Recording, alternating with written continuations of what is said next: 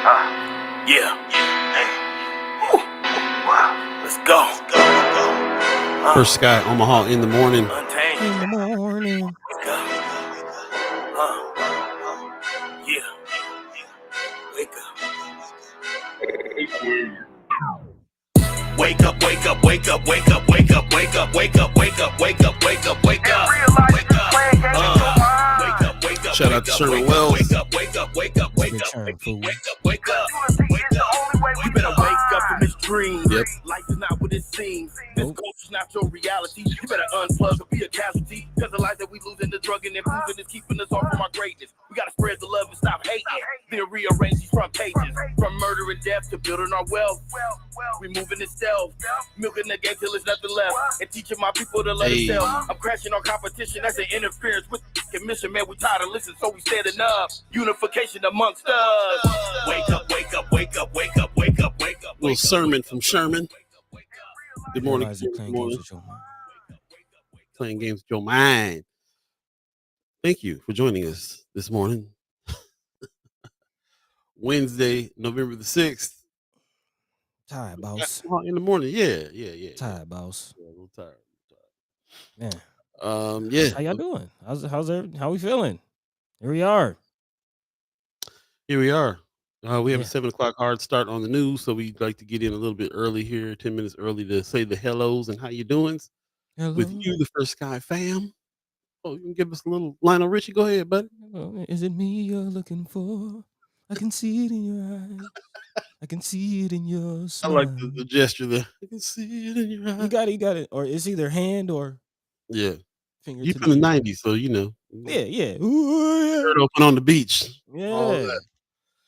that. Good morning, y'all. Kimber Snipes first in the chat. Good morning with some sunshine. Good morning to you. Yeah. Gonna need it. Did you win? What's happening, Kimber? Yeah, I'm trying to find results. Pop says, good Wednesday morning, First Sky. Or is it? Amen. Where is it? I mean, it's still hump day. Then it's just like any other Wednesday in America. Man, only in America. Michelle Moreno says, good morning, everyone. I'm trying to stay positive. My heart hurts. Man, I understand the feeling. Heather Williams gives us a good morning. Celeste Butler sending some purple love. Says, sending love, Sam. Appreciate you. Yeah, thank you. Sean McCarthy just says morning. You put no good on the front of that. Just morning. It's morning. Kira Nice says they can't bring me down even if I had lost. God didn't create me to worry, but he did create me to fight. Word.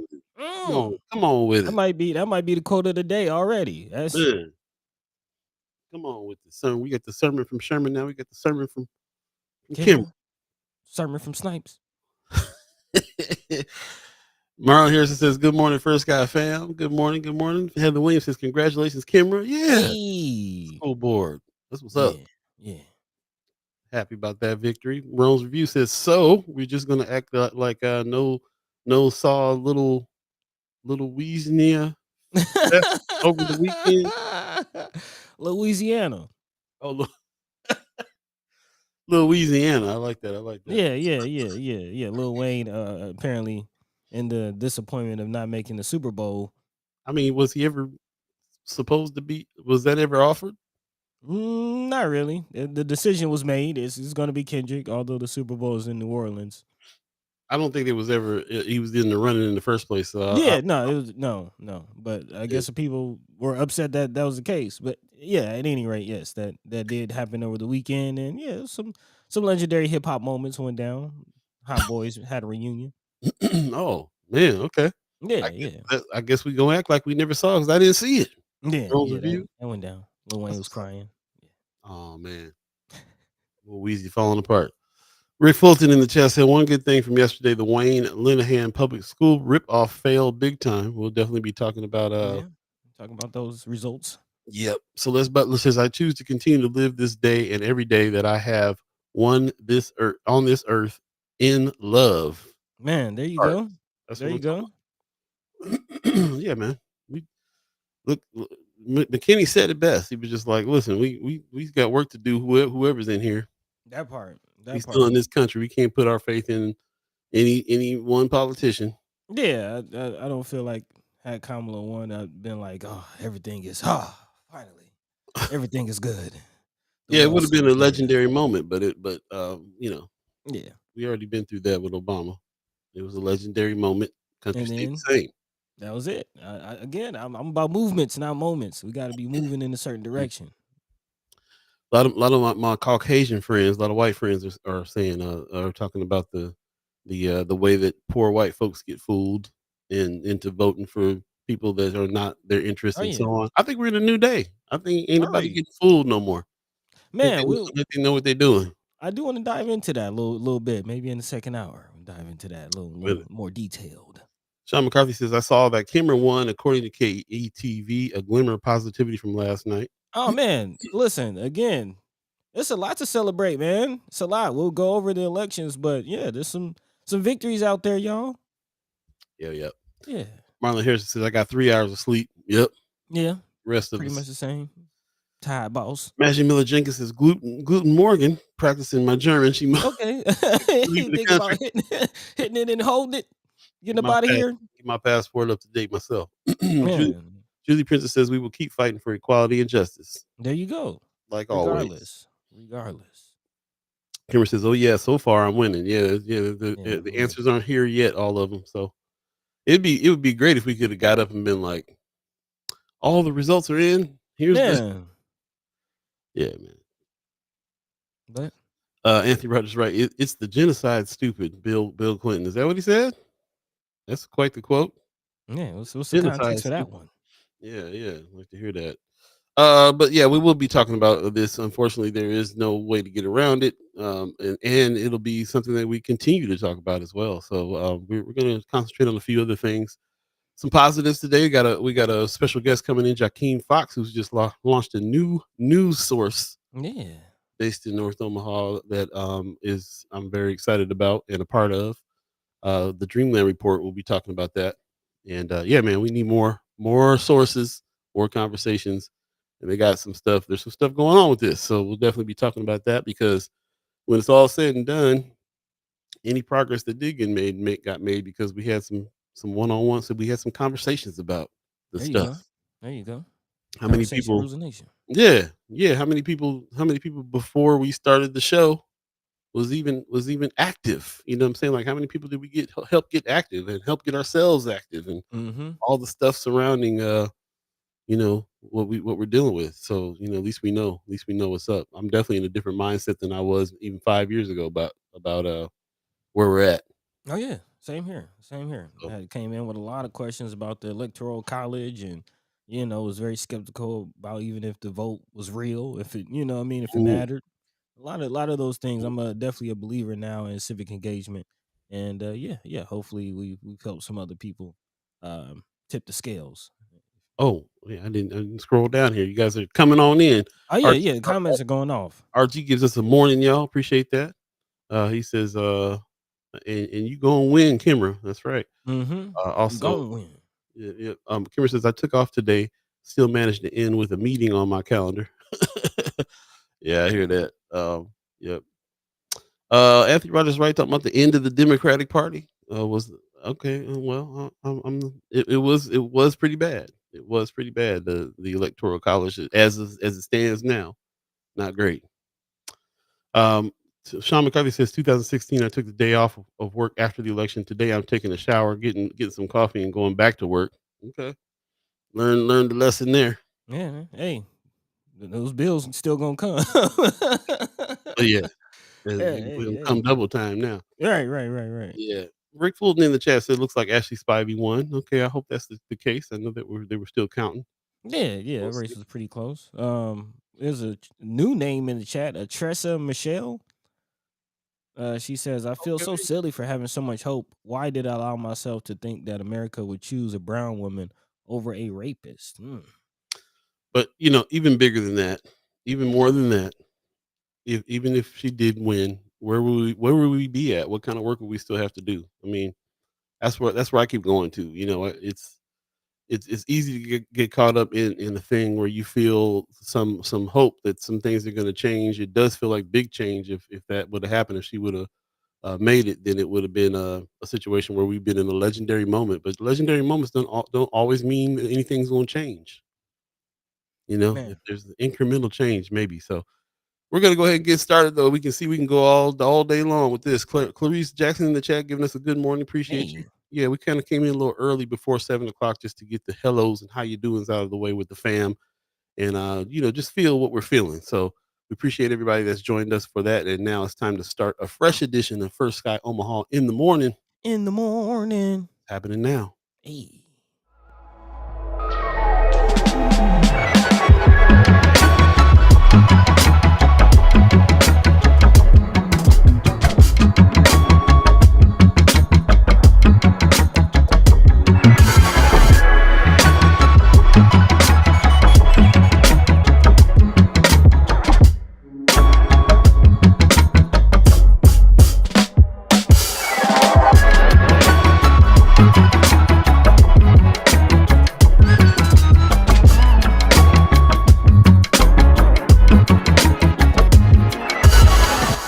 Good morning, good morning, good morning. Get ready to chime in. You're listening to a fresh edition of First Sky Omaha in the morning.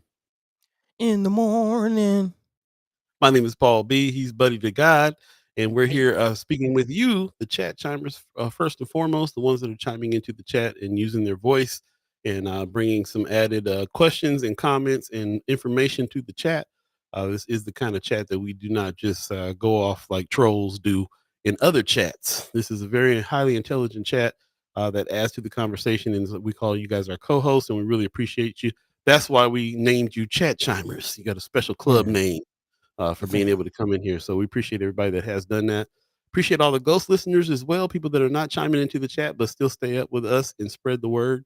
That really helps a lot. So I appreciate you doing that. And also the monitoring spirits, people who are checking in on what's being said over here and not really ever going to speak up and say they're doing that. Yeah. We see you. We see you too. And Yeah. we appreciate you, as a matter of fact. So Yeah. thank you very much. We would highly encourage you to share the show on your page if you're on Facebook, YouTube. Please share the show and let people know that this is going on so we can have more voices in the conversation. That's what it's all about. Of course, we're going to be having to talk about some of the election results. It's going to dominate the show a little bit, but we will have more discussion about these things and how we feel about it during the second hour. So if you stick with us through the 8 o'clock hour, then we'll be able to talk a little bit more on those subjects. But in the meantime, between time, we do have some news we're going to get to. And stay tuned for special guest today, Joaquin Fox. Speaking of news, has just put together a Yeah. new news organization called Dreamland Report, and it's heavy. It's already heavy. So we're going to introduce it to you, and if you haven't seen it already, kind of go through those things, see what he has to say about what's going on there. And yeah, man, more voices, more journalistic voices, especially coming out of Omaha, North Omaha in particular, all four. So definitely an important guest coming on today to talk about an important subject. No matter what's going on in this country, we still need to be informed and have conversation. So Man. straight up, that's what's happening right now. We appreciate you guys joining us today. I see a lot of people in the chat. Clarice Jackson, I appreciate you. She says, I like the chat chimers. Yeah, that's what's up. I appreciate that. Not the monitoring spirits, but accurate. There you go.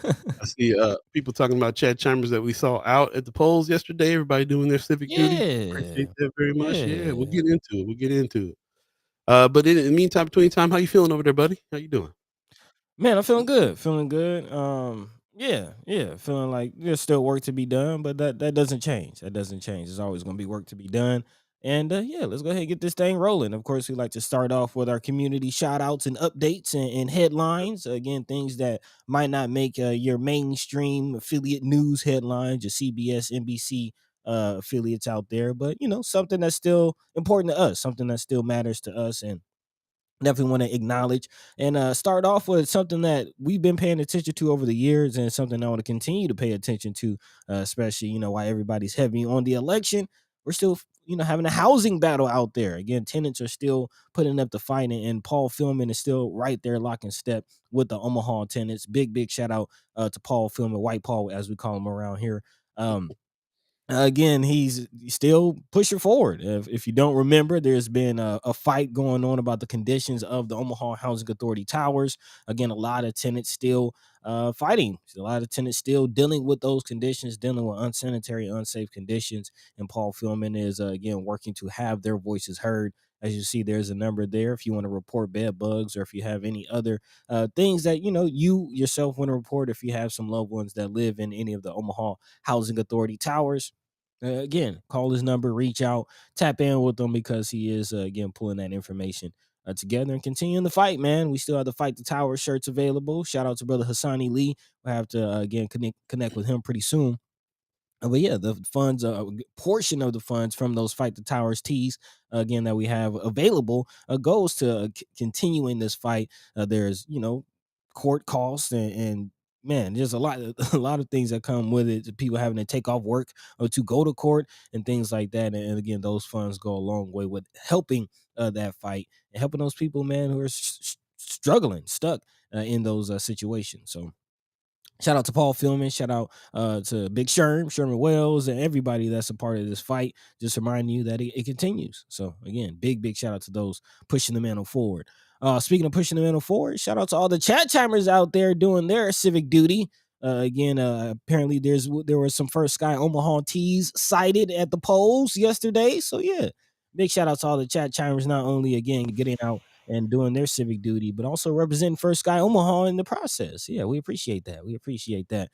Paul, I think you saw a few chat chimers out there at the polls. Yeah, man. Saw brother Mark Manor, who's first in line and always first in line at the polls. So we got a chance to talk to him and hang out. It was dope. Judy Prince says met a Chad Chimer Sean at the polling place in Dundee. You guys are meeting each other. So he's wearing the First Man, Sky shirt. Appreciate that. Sean McCarthy said was awesome seeing someone sporting the First Sky Omaha shirt in the election line yesterday. That's what's up, man. The fam recognizing each other and all that. That's what's happening. Amy H. Dot in man. the chat too saying good morning, fam. Sending y'all love.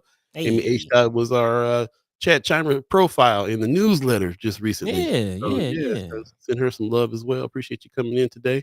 Yeah, man. Yeah, yeah. Good feelings yesterday about people, feeling strong, and you can look over and see some folks that you know and feel like, okay, yeah, we in this together, and that's what's up. Man, and that's really what it's about. I'll expound on that a little later on, but that's what it's about, man. So big shout out to everybody getting active. That's what it's about. Also, speaking of getting active, shout out to Joaquin Fox. We'll be having him on a little later on. Again, not this isn't quite making headlines, but it's something we should definitely be aware of and be looking out for. The Dreamland Report coming down. Again, big shout out to Joaquin Fox. I know Paul, you're part of that situation. Big Sherm, Captain Q, Sister Mika. I saw a few heads in the video that y'all just released. So yeah, big shout out to everybody who's a part of that. And yeah, definitely excited to see what comes from that. Again, although First Guy Omaha, we're doing what we can do, what we do. We need more. We need more. We need more black media. We need more voices. We need more energy, more resources pointed towards again having our voices heard and again telling our stories. So big shout out to Joaquin Fox. Looking forward to speaking to him a little later on and hearing more about that situation. Dreamland Report. It's out now. Coming through, coming through. Just want to Yes, yes. remind everybody we're going to be having more conversation about all these issues on after the 8 o'clock hour. So save your comments for that. Man, But if you guys getting too many conversations with each other during the show, then go ahead and go take it outside. Speak to each other face to face, or what we like to say, chat to chat, or man. however you want to do it. Yeah, definitely. But we definitely want to have you hear your comments and hear where you're coming from when it comes to the news items that we got that we're presenting here in the first hour, and then we'll have more conversation in the second hour. Just want to remind everybody of that for sure. Man, thank you for that. Yeah, again, we are here with each other, so let's live alive, talk like we're face to face a bit again. But again, big shout out to those who are continuing the conversation because we are here to have your voices heard. So yeah, second hour is when we try to dedicate some actual time to that. And if you have some input, drop that in the chat. In the Yep, meantime, yep. between time, keeping it moving with community updates. Big shout out to the Essential Gathering Place. Again, a space in the North Omaha area that's offering not only local business support, but a space for those who want to come together and live a life with one another, in person, in real time, in real life. That's over on 45th and Saratoga, I believe. Again, right down the street from Central Park Elementary School. Shout out to everybody who's behind that. If you'd like to book, there's actually you can visit them on Facebook, the Essential Gathering Place on Facebook. There's also some information on Friends of. So if you're not a part of Friends of, go ahead and check that out. A lot of information on Friends of. That's actually a great way to continue the conversation, even in between shows. So if you haven't already, please go ahead and join. Just drop the link in the chat. Again, the Friends of First Sky Omaha group on Facebook. Big shout out to the fam who's already a part of that. Our chat chimers, our co-hosts. Again, that's where we get a lot of the stories that we talk about here on the show and some of the events that we shout out. So yeah, that's all going down on Friends of First Guy. Check it out there. Also, speaking of friends, I want to give a shout out to Clarice Dombeck and the Healing Roots African Diaspora Garden. They have a few events coming up. Man, I love that name. I love that name, Healing Yes, Roots African Diaspora Garden, and it's exactly what it sounds like, man. There's definitely some healing events coming up. They actually have the Sunday Zen event coming up this Sunday. So yeah, if you want to get a little Zen, get your yoga on. I believe they have a few other workshops happening that evening as well. Shout out to Lala and the crew putting that down. So yeah, get you some yoga. Maybe after this whole election situation, you can use some meditation, use some unwind, recalibrate the chakras.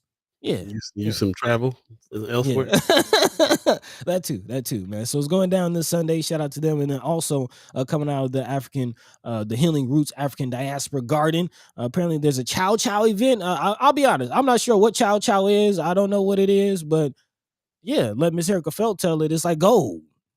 It's like Yeah, man. gold. People Yeah. excited about that. So yeah, check it out. Free event. No more empty What's going pots. Part of this thing too. So yeah, I've Yeah. seen a whole lot of people talk about this one. They want to know. They want to know how to make that chow chow. So that's what's up. Man, yeah. Apparently it's a concoction in a jar that's quite the delicacy. Again. You reduced it to a concoction in a jar. Hey man, again, I don't know. So let me know how that goes. Big shout out to No More Empty Pots, and again, the Healing Delicious. Roots African Diaspora Garden. So yeah, they getting down. Also, wrapping things up while we're talking about the food, shout out to Ashley Spivey and Best Burger. Again, we spoke with her last week. She did announce that Best Burger was closing down their location on 30th, but they still might pop up in a few areas. I think that was Sean McCarthy posted this photo on Friends of. I think so. Lonely Burger. Yeah, so yeah, shout out to those. Sad. Man, sad, lonely. One is the loneliest number. Last burger at Best Burger. Man. But big shout out to those. Where they going next? Because you know they're gonna do something else. So Man, yeah. Again, right now you just gotta wait for them to pop up at an event with the truck. But hopefully they find another brick and mortar. Because yeah, next time I'm in Omaha, I need them fries, need them potatoes with the house seasoning on it. Yeah, man. Fresh cut. Let's yeah, go. man. All of that. But yeah, again, as we wrap up our shout outs and community news, Halloween is past. And people are wasting no time for the Christmas stuff. Again, Christmas events are already popping up. Actually, next week there's some events going down. I believe Motown Christmas is coming to Holland Performing Arts later on this month. So look out for that. There's some more information on Friends of. I think there's a few members of some legendary groups coming together. The Temptations, one of them. So Motown Christmas. Yeah, Motown Christmas going down at the Holland. If you've never been to the Holland, this might be a good opportunity to check it out. One of the, if not the best venues in the Omaha area, man. So yeah, Omaha Performing Arts. Holla at us. Yeah, holla. But yeah, they get down. So shout out to the crew over there. And then also other Christmas events going down. Mr. K's Christmas Extravaganza, that's coming up. Again, I think the opportunity to register for businesses is closed, but there's still opportunity to sign the babies up. I believe he said over 50 babies getting free toys, interaction with Santa, some entertainment. Yeah, shout out to Mr. K. Again, if you haven't checked out our interview with him, definitely go back and check that out on our YouTube. Yeah, dynamic brother, dynamic conversation. Very excited to see what he has coming up next. So yeah, check out Mr. K's Clubhouse on YouTube and look out for the Christmas extravaganza coming up in a few weeks. And as we wrap up, just about 1 minute left in this segment. So as we wrap up, I definitely want to remind people that First Fridays is coming up later on this week as well. Several First Friday events in the Omaha area. The Deuce has been pretty active, man. I'm loving seeing all the activity, all the love going on the Deuce. Shout out to all the businesses. Finally getting some activity, man. Getting some motion, getting some traffic down there. So let's keep it moving, keep it going. Again, it doesn't just have to be Omaha days where the Deuce is alive and well. It can be every weekend, man. So let's go ahead and keep that going. First Fridays in the Village down on 24th and Lake. Shout out to Empowerment Network, all the businesses, everybody coming together. for that. And then also, of course, last but not least, our friends over in Benson, BFF, the Benson First Fridays, going down this first Friday as well. Heavy on the art, man. So if you're all about the arts, definitely check out Benson First Fridays. Go ahead and stroll through Benson, man. Maple going down, Benson Theater having some events. Of course, Pet Shops always gets down with the art, live music. Check it out. Check it out. Benson First Fridays going down. Big shout out to BFF, our partners. Yeah, it's all love. And you know what else, man? We always there's so much going on. Vincent First Fridays. First of all, First Fridays is a thing that happens like in a lot of cities Yeah, across the nation. to celebrate the art. We got a heavy one in Benson, of course. It really started downtown, so there's still some places downtown. And now I love the fact that we got one that's going on in the Village, 24th and Lake Street area for Man. sure. But these are not only the only ones. We also have some partners over at what they call Friday 2 on the second Friday. They got some things going on Vinton Street. So the Vinton area over Gets there is down. a heavy art area as well too, and they got something going on every second Friday. So we'll be doing some more promoting of the arts situations there in the future. But yeah, just peep out, man. There's some things to do here in the first and second Fridays for sure. Yeah, big time, big time. So yeah, point is, man, get out, get active, live alive with one another, smell the fresh air, and yeah. Hey, before Support. we jump to the news, I just want to give a shout out to Clarice Jackson, who's saying keep the Black Literacy Matters conference on your radar, March Okay. 19th through 21st at UNO, blackliteracymatters.org. That's what's up. Okay, yeah, black literacy does matter, and definitely something that we've learned is a connector to a lot of things, especially talking about the preschool to prison pipeline. Again, where literacy levels are by the third grade, kind of dictates whether you're more likely to go to college or go to Mhm. jail. So yeah. Wow. Again, yeah, big shout out to Dr. Umar Ifatunde, formerly known as Umar Johnson, for dropping that gem on us. So yeah, thank you, Clarice Jackson, for that reminder. Mark it on your calendars. It'll be here before you know it. But yeah, that pretty much concludes our community updates. Let me know if I'm forgetting anything, or if anybody has any other events or shout outs around the community that you'd like to make. Feel free to drop that into the chat. In the Mhm. meantime, between time, you want to dive into some headlines? How we feeling? Yeah, let's dive into some headlines. Before we do, see Rome's Reviews is talking about El Castillo Lounge. It's over there on the Vinton Street area. If you guys want to check that place out, definitely check it Okay. out. I put the link in the chat there. Check out El Castillo Lounge. There's a lot of stuff happening on Vinton Street, man. That's real dope. So definitely check it out. Also, Miss Erica Phelps says, Play Schoolhouse is a proud sponsor of the Christmas show, talking about Mr. Nice. K's Christmas show that's Yes, coming it's up. Yeah, in the fam.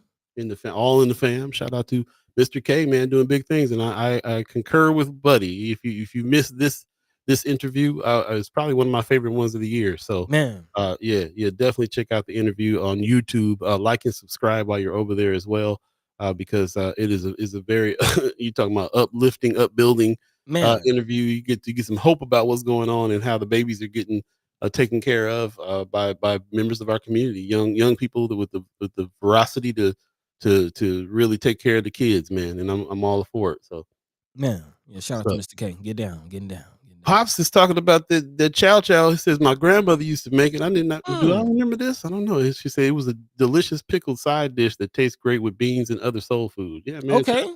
I remember this now. I do remember getting chow chow from grandma. You had some?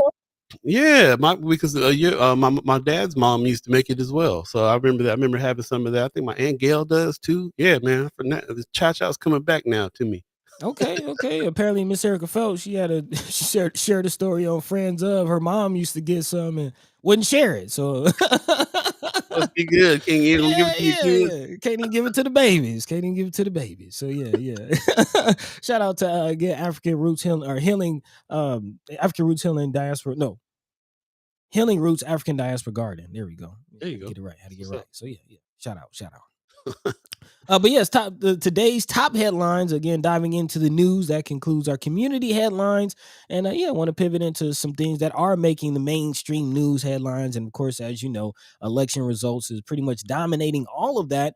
And yeah, we're here to talk about it, man. From president all the way down to local races and issues. There's a lot to talk about, a lot to go through. As you see on the screen, of course, a lot of people still reeling and kind of getting their bearings from the presidential race and how that all went down. But of course, we're still looking at local races, a lot of local races to go through and kind of get the results for on the county level, municipal level, state level, and then there's also a lot of bond issues to dive into. Some victories, but some things to look out for and be worried about as well. Again, we'd love to hear your takes on all of it, regardless of how you voted. Just like to hear your feelings on it. That's what we're here for, to let your mind be free, let your voice be heard. But that's pretty much what we'll be talking about today. Our election results in various angles and degrees, and then also looking forward to speaking with Joaquin Fox a little later on about the Dreamland report that's coming out, still building out Black media in the community across the state. So yeah, let's keep that moving. In the meantime, between time, Paul B, Yo, what's the yo, word? What's the word? man, just appreciate everybody that's joining us this morning and all the things that are being talked about. The reason why I didn't get too much sleep last night wasn't because I was so worried about what was going to happen, because I kind of figured like what was going to happen was going to happen.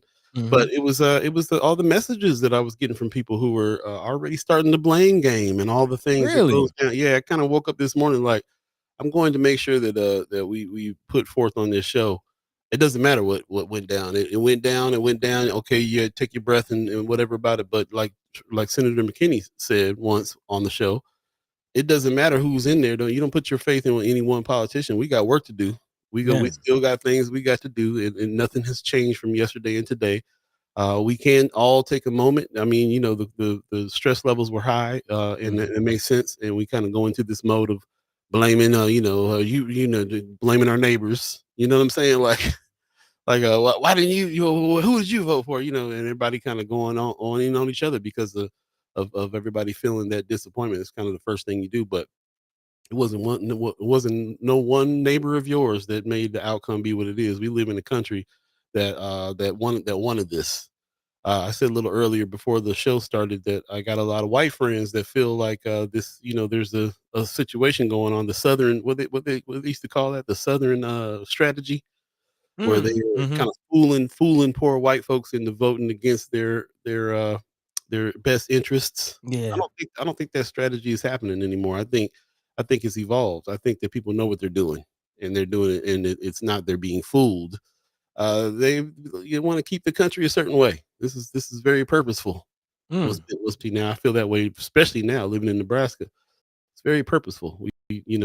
Trump won the majority of the state, and we did hold the blue dot. So that was something that was very interesting in the news today that people were saying.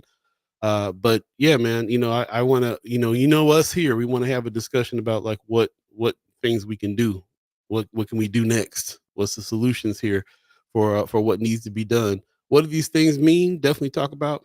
But yeah, I just wanted to make sure that I got up this morning and didn't engage in the blame game and the whole I told y'all we should have blah blah blah and mad at whoever voted for Trump, or what I'm saying, like Mhm. all that's really irrelevant because it's just like what's next, and that's kind of where I'm at with that. So I appreciate everybody that's joined in with us today. Again, I appreciate all the chat chimers that are getting up and joining into this discussion. We'll definitely continue to have it and then speak more on these subjects after the 8 o'clock hour as well. Let's take a quick break and we'll come back and dive into some of these election results and some of the stories. And stay tuned for that, and stay tuned for our special guest Joaquin Fox that'll be coming in a little bit later on in the show and talk about some more ways we can have conversation in news and Yeah. and represent ourselves here in North Omaha, especially. So stay tuned. We'll be right back again. You're listening to First Guy Omaha in the morning. In the morning. My name is Paul B. He's Hey. buddy to God. Yes, sir. Yeah. Stay tuned. We'll be right back, guys.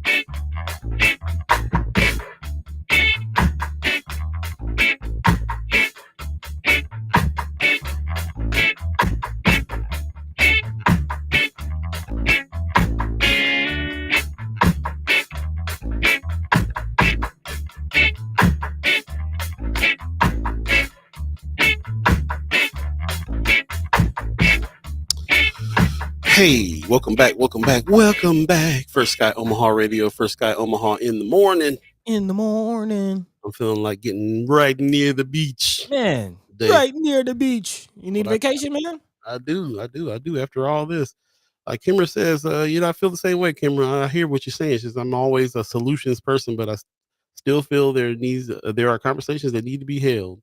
Oh yeah, Had big time. with that, and not just conversation, but to de-stress and to deal with what we're gonna do. We still got more days before a lot of these results are gonna be coming in. So Mm-hmm. it's gonna go on all week, but that's why I've been planning on trying to do some real chilling this weekend. Man, Just man, kind of yeah. putting it in the schedule. It's gotta happen. Especially on the local level, I think a few people had mentioned that there's a couple races that are like less than 100 votes, difference.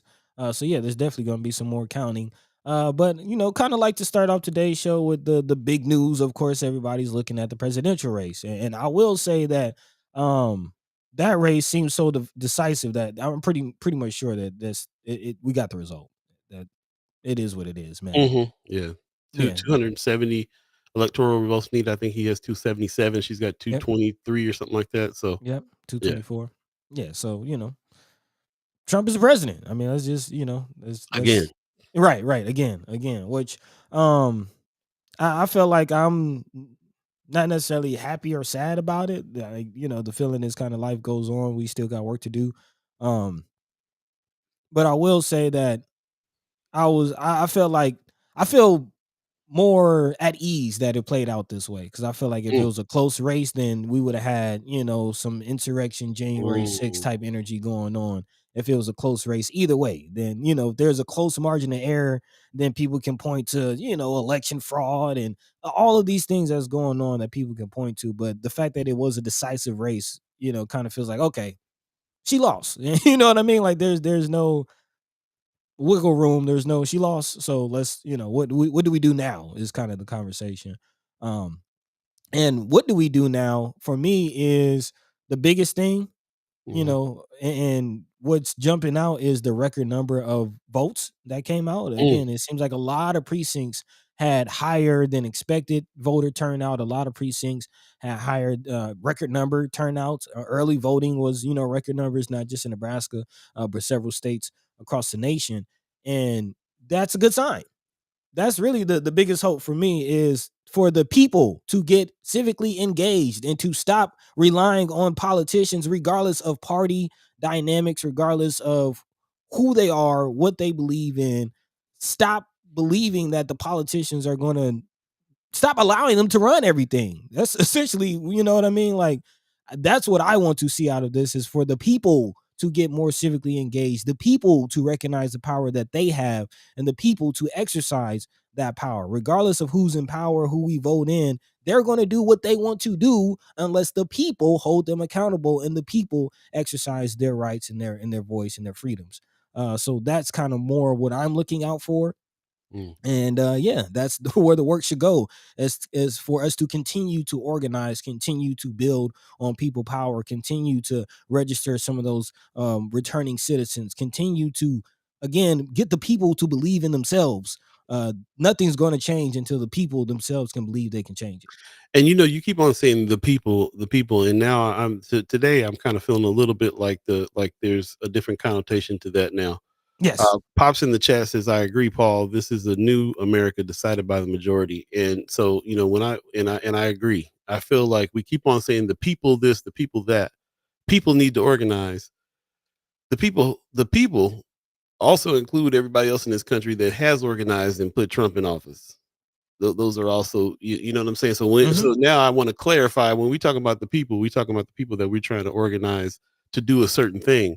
But what does that mean? We hear from Chad Chimer, Anthony Rogers Wright all the time about what's wrong with the Democratic Party. Are they part of the people that needs to be organizing against what is happening now? We need to also define the people, and before we can even get to the organizing part that needs to be defined, because what I'm realizing in the last 5 to 10 years is that we live in a country who are doing this by design. They want things to be like they are, Oh yeah. Oh yeah. and that's all there is to it. And we in both sides of the aisle, that's what's happening. There's been a lot of things. We're gonna have to talk about Project 2025 because Trump and because the House, the Republicans took the House. But we also got to talk about the fact that Democrats have had a part in some of that as well, Mhm. keeping things status quo. So we got to define the people, and we also got to figure out like what needs to happen for organization of those people, and will that change the attitudes of people in the rest of the people in the country that are for some of the things that are hurting others. It's a big question, and I don't know how to approach it except for, like Pop says, the same way you eat an elephant, one bite at a time. So Mhm. we got to dig in. You looking at the chat. Kimber says the amount of misinformation that I heard regurgitated to me over and over was crazy. Yeah, Misinformation has been a definite issue. there's some of that. Yep. Anthony Rogers Writer says no, but I think the problem, Paul, is we have to define organizing itself. Too many people confuse mobilizing and advocacy with organizing. I think that's the Okay. point. Okay. But like I said, before we even get to that, organize who? Who we organizing?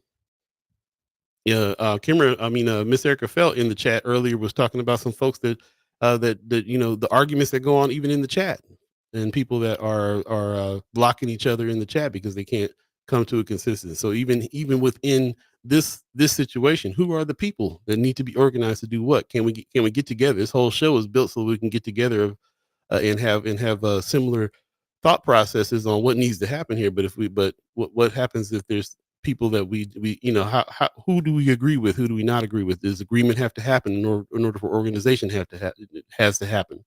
Mhm. Lot of questions I'm going through on that. Um, I guess when I say the people and I say organize, the people I'm thinking about are the ones who one went the independent route. I Mhm. definitely think Okay. there could be more conversation, more organizing amongst independents and all of these fringe parties. I definitely think Mm, um I would like to see more direction outside of this two-party system. hmm That's I, one thing that I was hoping to see that I really didn't see. It does seem like a lot of the quote unquote people are still stuck in this two-party system, which forces them to vote a lot of times for the lesser of two evils rather than voting for the world that they would like to see, which is what I would like for us to get to. Um, Majority did vote for the world they want to see. do you think that? Of I, course, I don't think that. I don't think this that. this I is think why there's this a lot of fear. I don't think people voted for Trump because they love Trump. And I think that a lot of people voted based on the fear mongering. There's a lot of fear mongering, Kamala's for this, that, and the third, and going to do this, and Trump is going to do this. I think that's fringe. I think the people that got scared and voted for Trump are very few. I think people are doing it because they're doing it on purpose. I don't think we live in that world anymore where they're getting fooled or they're getting scared. Or they're getting. I feel like we're living in a country that wants things to be a certain way. Of course, it all everything you can fear monger people being like all these people coming from these other countries are going to take over our country and what's going to happen to the white people. And yet, if that's what you're calling fear, yes. But however they come to the conclusion, what they want is for things to stay a certain way, status quo. And on both sides of the party. When I look at this chart right here really struck me because of the fact that there is Dr. Cornel West and Dr. Jill Stein who we've had on the show Mm-hmm. on this chart, and we are seeing numbers and seeing firsthand like how many people actually did go that route of the third party route. How far do we have to go if we're at 0.3% and Trump is at 59.5%? Where how far do we have to go for that situation to turn a corner? I think we might be turning a little bit of a corner more than before, but we still got a long ways to go, obviously, right? Mm-hmm. So I'm looking at so I got to think today about the majority of the people in this country. I don't think that they're being fooled, and I think that they did what they did on purpose, and this is what they want, and they'll be celebrating it. And it's not because they were scared and did it; it's because they wanted it done. I got to face that. What comes next after that is the question I got to get to. But because I'm already here with this, like this is what they wanted to happen, bro. The majority, I mean, I'm in Omaha, Nebraska. The majority of people in Nebraska wanted this to happen and are happy about it. Proud, red dot signs in their yard. They here for it. They made Mm-hmm. it happen. They made it happen. They're happy about it. So, and here's like Marlon Harris in the chat right now. It says sexism also played a part in this election, like it did in 2016. Every country in the world is laughing at us. Hmm. Sexism, I think, is part of it. Definitely, we're looking for, and Miss Erica, Miss, I'm losing my comments here. Kimber Snipes says you can be misinformed and still vote on I'm purpose. kind of along that thought. Yeah. Kind of Um. along that thought. Right. So this is what I'm saying. We can start. I feel like we can start saying, well, it was this group because of sexism, or it was that group because of whatever. What it is white folks trying to keep the country what they think white means and what that is, and so and they have made this happen. And that's why me and you were sitting here not surprised. Did we think that we were living somewhere else? And I wouldn't even say it's just the quote unquote so called white folk. Like I'm hearing a lot of people Yeah. from I meant white culture. I don't ever mean Okay, white people okay, when I'm talking. I'm talking about white okay. culture, which people of color are very much wrapped into. Yeah, yeah. The Latino vote was very heavily Republican. You know what I'm saying? Like Mm-hmm. there's people who want this quote unquote white culture in this country to continue in the way that it is and oppresses people, and that's what it is. So, like my only point is that they wanted this to happen and they made it happen. The majority of people in this country did that. And I'm almost feeling like there's got to be a a continued conversation about who didn't want this to happen like this, and where are those people at, and how to organize those people. Yeah. Or just who didn't vote. Like what's the actual percentage of Americans who, didn't vote? I think not voting is a part of it. I think the sexism is a part of it. I think the the disillusionment with the two-party system is a part of it. I think there's a Hmm. whole bunch of parts of it, of the reason why it is like it is. But it is what it is. But if all those, yeah, but it is what it is. And if all those things weren't the case and things added up, where would we be at? Would it be any different than the majority of people that want things to stay like it is and wanted Trump in? You know what I'm saying? Hmm. Hmm. Man, definitely want to go to the chat, and then I do want to pivot to local races because that is something that has more of an impact, and it Most is quite interesting. Kind of speaking of how people voted, a lot of Republicans came out in Nebraska. Kind of going to what you're saying. Are you surprised as far as where we are? definitely. But before we get to that, the chat is Mhm. kind of going off, man. What's sticking Uh, out to you on it? Yeah, I mean, Anthony Rogers Wright kind of commenting on as far as the ethnic background Mhm. of who voted. He says, "Yes, Paul, and plenty of white presenting Hispanics are striving for white culture. Remember, Latino Hispanic is not a race; it's an ethnicity." Yeah. Um, let's see what else is Yeah, jumping out. yeah. I'm not even. That's what I'm saying. Like people's ethnicity is an issue. Right with the sexism, right with all these other excuses. But the majority of the people, I feel like, are proving that they want things to be the way that American culture is being presented. So again, I'm not ever talking about anybody's ethnicity. Really, like all skin folk ain't your kin folk, like they say. Mm-hmm. Mm-hmm. Yeah. Man, So Marianne Williams also with a great point. She says the majority of young men voted for Trump. That needs to be picked apart and understood, and not just in misinformation, not just on misinformation, but what lies underneath. And I did see several outlets kind of mention that as far as the Trump race. A lot of young white men, specifically, is what they were saying, voted for Trump. like I said, it's another factor. To me, it's another factor. There's a lot of young white men. There's a lot of sexism involved. There's a lot of people that don't want a woman running things. There's a lot of people don't want black women running things. There's a lot of the whys. They chose what they chose, Mm-hmm. and there's plenty of them. There's plenty Yeah, of yeah. whys, but face the fact. I mean, I know that we're throwing these things out because I feel like these things are being thrown out right now because we're saying these are the issues that if we can solve this, then it will be better later. If we can recognize that this is an issue, that's an issue. If we can overcome this, we can teach people how to not be sexist. We can teach white folks that they're voting against their interests. All these things so that we can attack the problem. But right this minute, what I'm concentrating on right this minute is like, was anybody, there were some people that are surprised. Somebody just said in the chat they were surprised that Republicans are about to take the House. That was a surprise. Um, Mm. what did we think was going to happen that we would be surprised about today? Even if it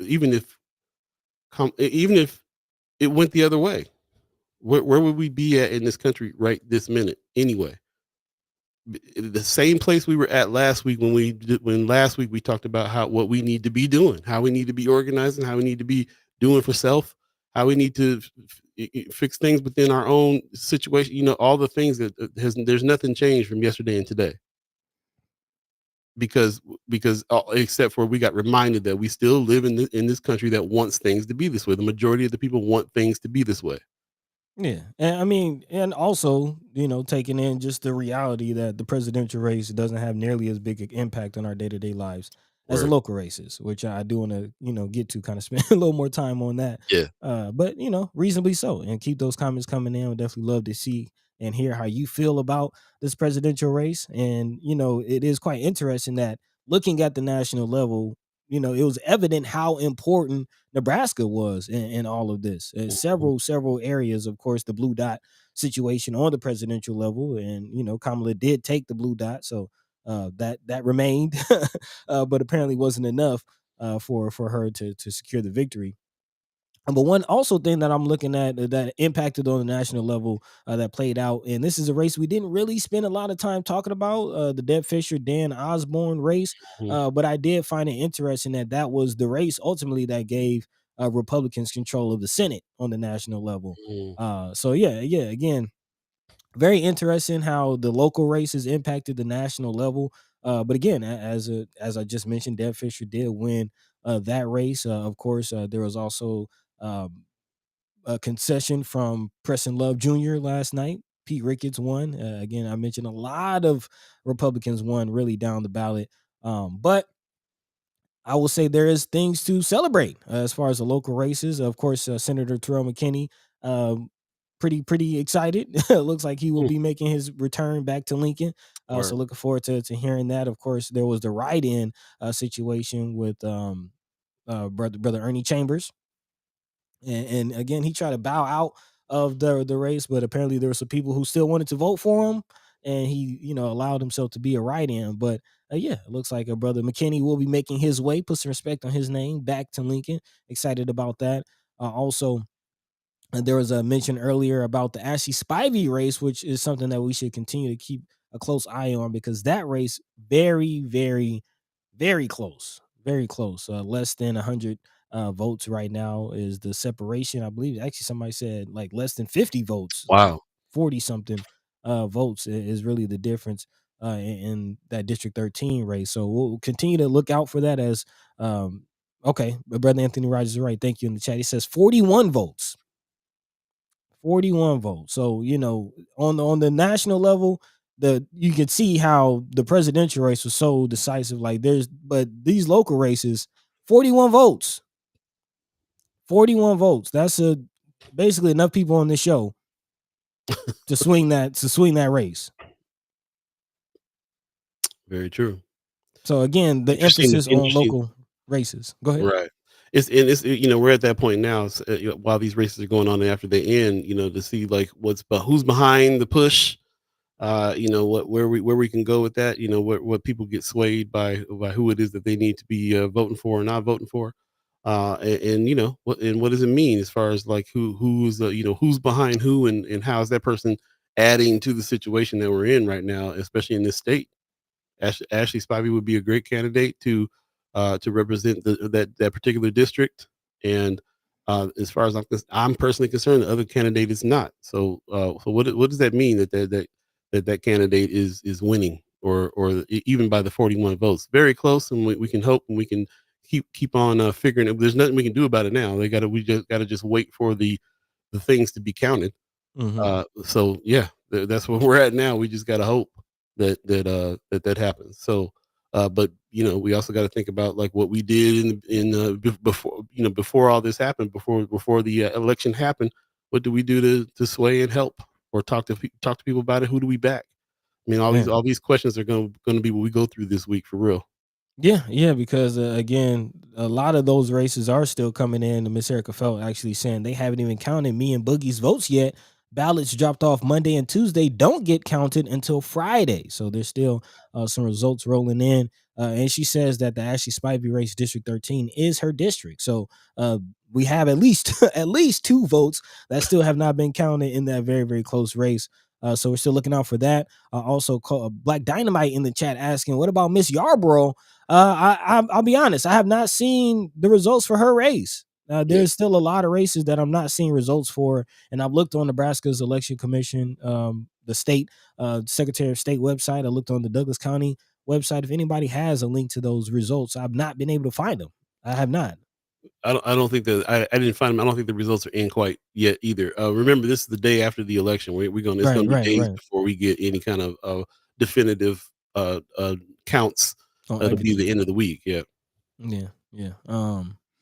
So yeah, still looking out for that. I believe Miss Kimra Snipes is in the chat. She says that she's in the lead right now, but I don't think the votes in her race are fully in yet either. So yeah, we're still looking out. We're still looking out, but there's definitely some things as far as the races go to be excited about. I do think kind of feel in my bones that Ashley Spivey might get the tip, might get the nod, might get the victory in that. So we might come out in a situation where um, we kind of have the dynamic duo again. With Senator Terrell McKinney and Ashley Spivey, which is something that we've seen. Can get things done as we've seen things get done recently. Right. So shout out to that situation. And then also there's a few ballot issues beyond the races to look out for. But before we move to that, any other races that I didn't mention that you're looking out for, Paul? No, we're talking about the ones that we've been following and Mm-hmm. being a part of and everything as well. So yeah, it's just we figured that we would have a few answers today on that kind of stuff, but not going to have a lot. But yeah, more ballot issues and stuff like that are the things that we are getting a few answers on, and people are feeling pretty good about, and in certain races and so on. And yeah, we just kind of we just have to make sure that everybody understands that the count's going to keep on going here. We're not going to get complete results here till end of the week, probably maybe even Yeah, beyond. We'll see. yeah, But yeah. I appreciate you guys are bringing up the ones that you're looking for sure. Yeah, yeah. And if there's again anything that we're not mentioning in the chat, any races that you've been looking for, paying close attention to, yeah, drop that into the chat. Let us know. Kimmer Snipe also giving us some more information. Thank you for that.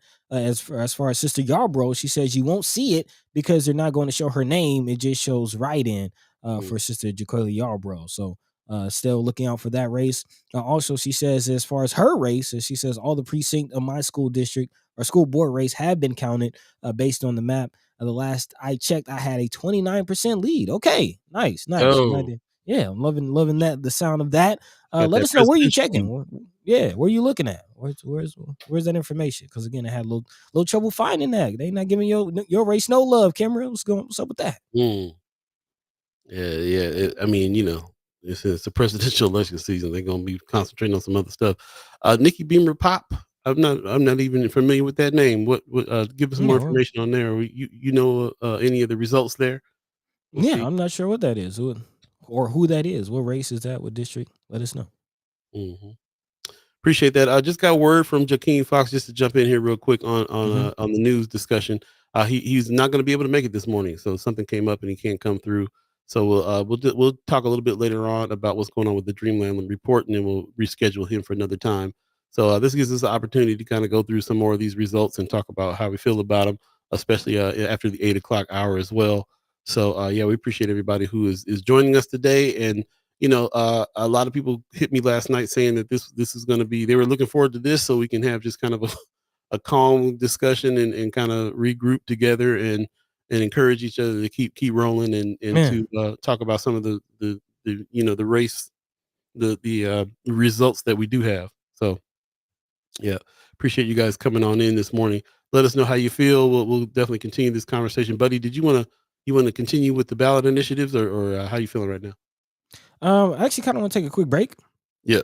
Smell the coffee beans a little bit, That's and what I then was yeah, thinking. yep. When we come back, then we can dive into some of the bond issues, ballot initiatives, some of the things that again the voters were able to vote on directly See that chat, or see that link in the chat. Thank you for that, brother Anthony Rogers. Right, check that out.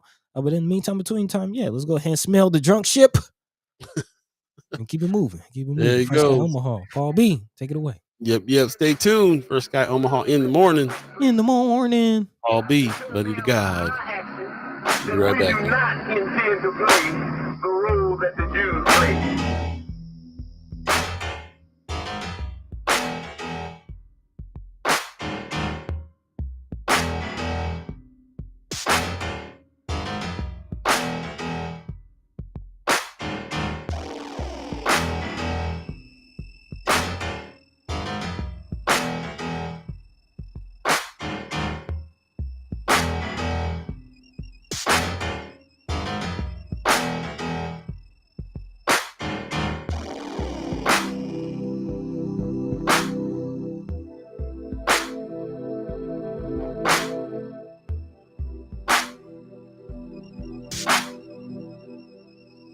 They're a bunch of megalomaniac warmongers.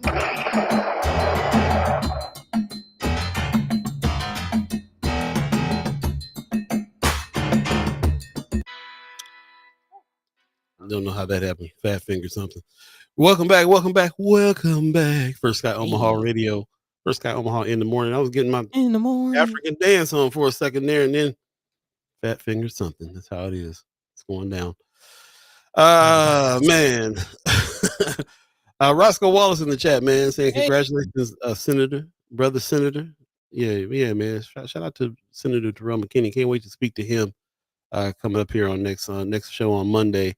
Definitely talk about what's going on with him. I'm sure he's happy, but the brother is kind of the bastion of stoicism. So he's a cat that is just like, yep, it's time to get back to work. We got work to do. That's that never that part. It's never. He's gonna get caught up in the pomp and the circumstance of anything. He's gonna be like, yeah. On the real though, the work didn't stop just because we're celebrating a little bit here. Work still goes on. Man. That's true leadership, man. Shout out to brother Senator Terrell McKinney. Definitely excited about his next stint as a senator. There you go. Kimra Snipes is already on doing the same. She says, I'm already going down the rabbit hole about this Good Life District Economic Development Program. That's what's up. I was kind of looking at that. One of the ballot issues, one of the bond initiatives that again people were able to vote on. So yeah, thanks for bringing that up. Kind of curious, what about that is jumping out to you, Sister Kimra? Yeah, let us know a little bit more about it too, for sure. Speaking of which, let's go ahead and jump. You want to jump into some of these ballot initiatives? Yeah, again, there were more than just the races, some things that the people were actually able to vote on directly, both on the municipal level and on the state level. There were some ballot initiatives. Main ones, of course, the big three issues were medical marijuana, abortions, and I'm drawing a blank on the last one.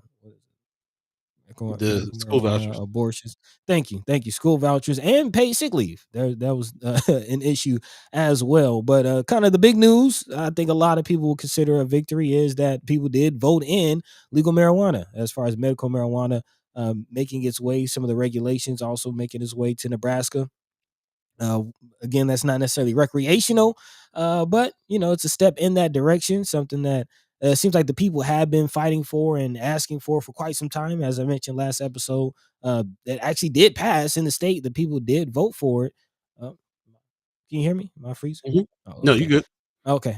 People did vote for it, and the Supreme Court of the state struck it down on a technicality. And they tried to do it again. There was some challenges on the petition, but that went through, and the people did vote for both ballot initiatives. Let's see.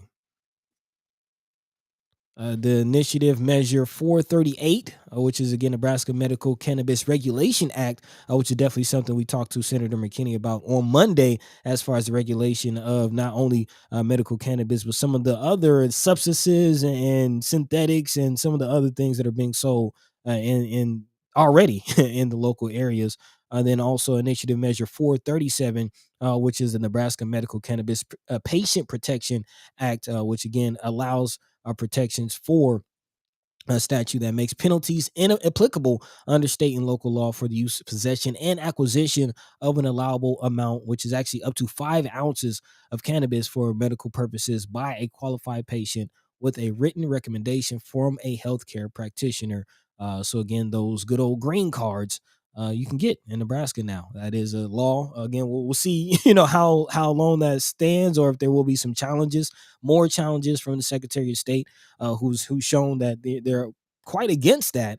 But there's also more conversations, as we had on Monday, coming from this. What does this mean for those who are serving on marijuana related convictions? What does this mean about the possibility of recreational now that push begins? So yeah, a lot about the legal cannabis situation. But how are we feeling? How are everybody in the chat? Yeah. I definitely saw some people excited about it in the chat, and also friends of First Sky Omaha. Anthony Rogers Wright speaking up. Wanda Lewis is saying cannabis is still in litigation. Hmm. So maybe need a little bit more information on that. Good morning, Peyton Zile. He's in the chats. Appreciate that. Also, yeah, I think it'll be interesting situation to see what's going to happen with that.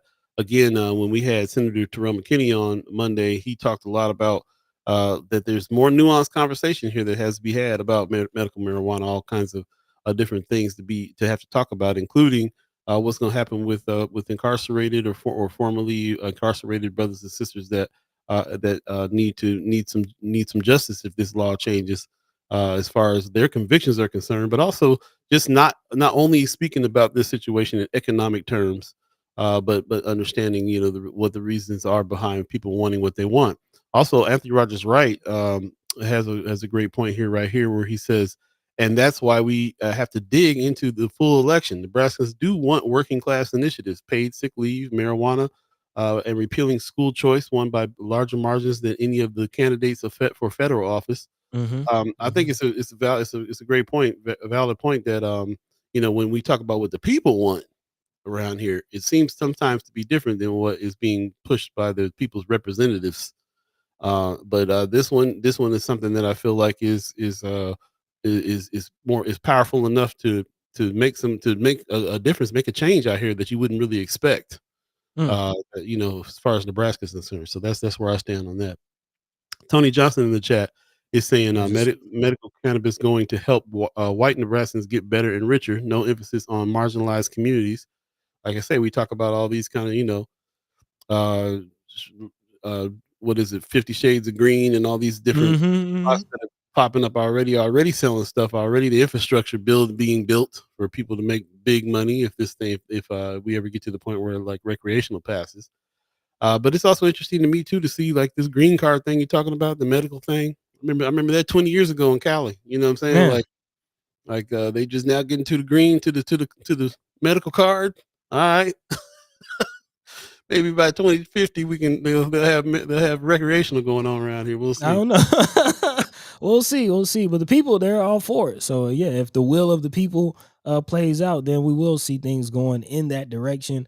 But to the point of litigation, yeah, I'm still expecting some pushback. There's still a lot of conversation. Tony Johnson, I definitely appreciate that point as far as marginalized communities. What does that mean for marginalized communities? Mhm. What are the barriers of entry to this industry if this is what's going to come to Nebraska?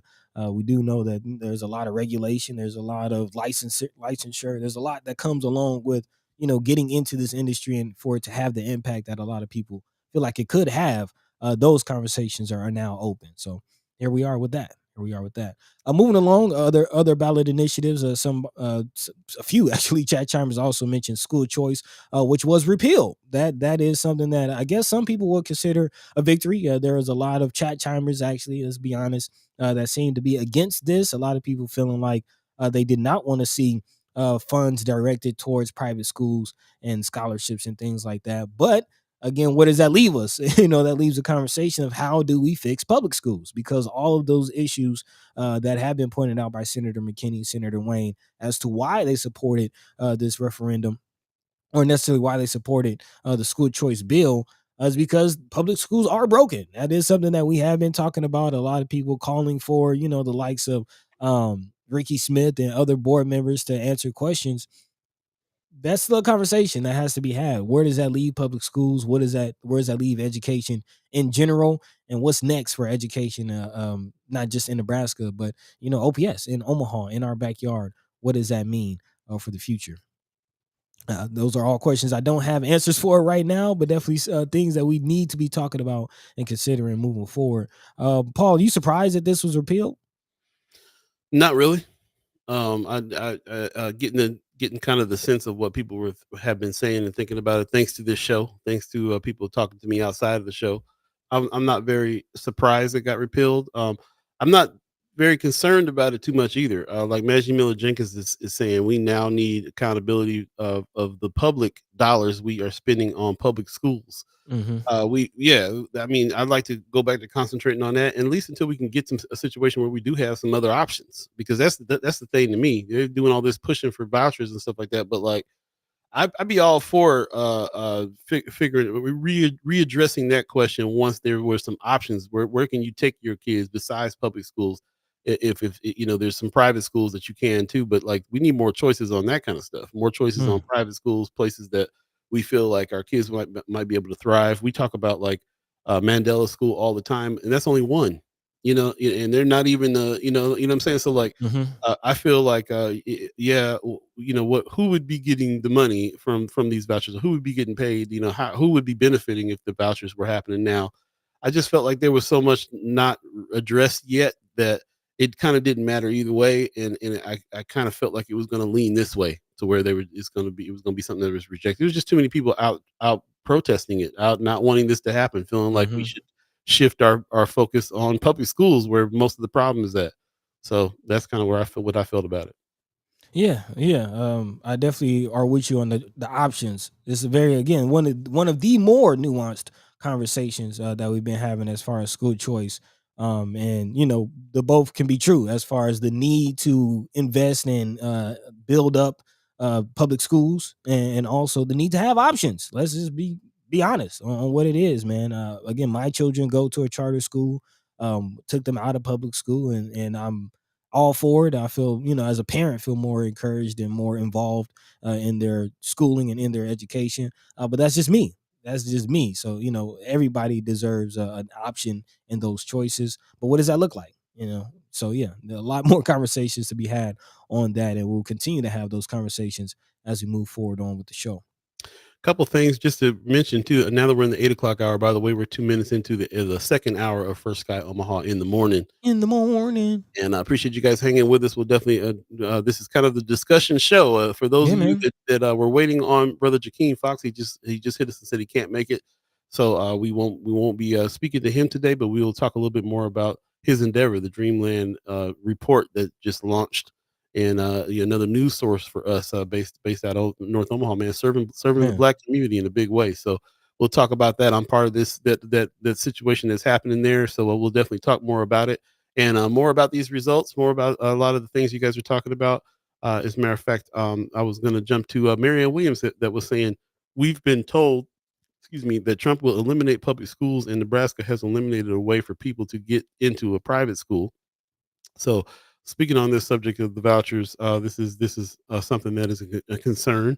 Obviously, Chad Chimer concern right there for sure. Hmm. Also, Maggie Miller Jenkins says we can build the schools to house these students that would get rejected from current private schools and prepare for a voucher in the future. That's kind of Okay. kind of closer to how I'm feeling about the situation for sure. Yeah. So yeah.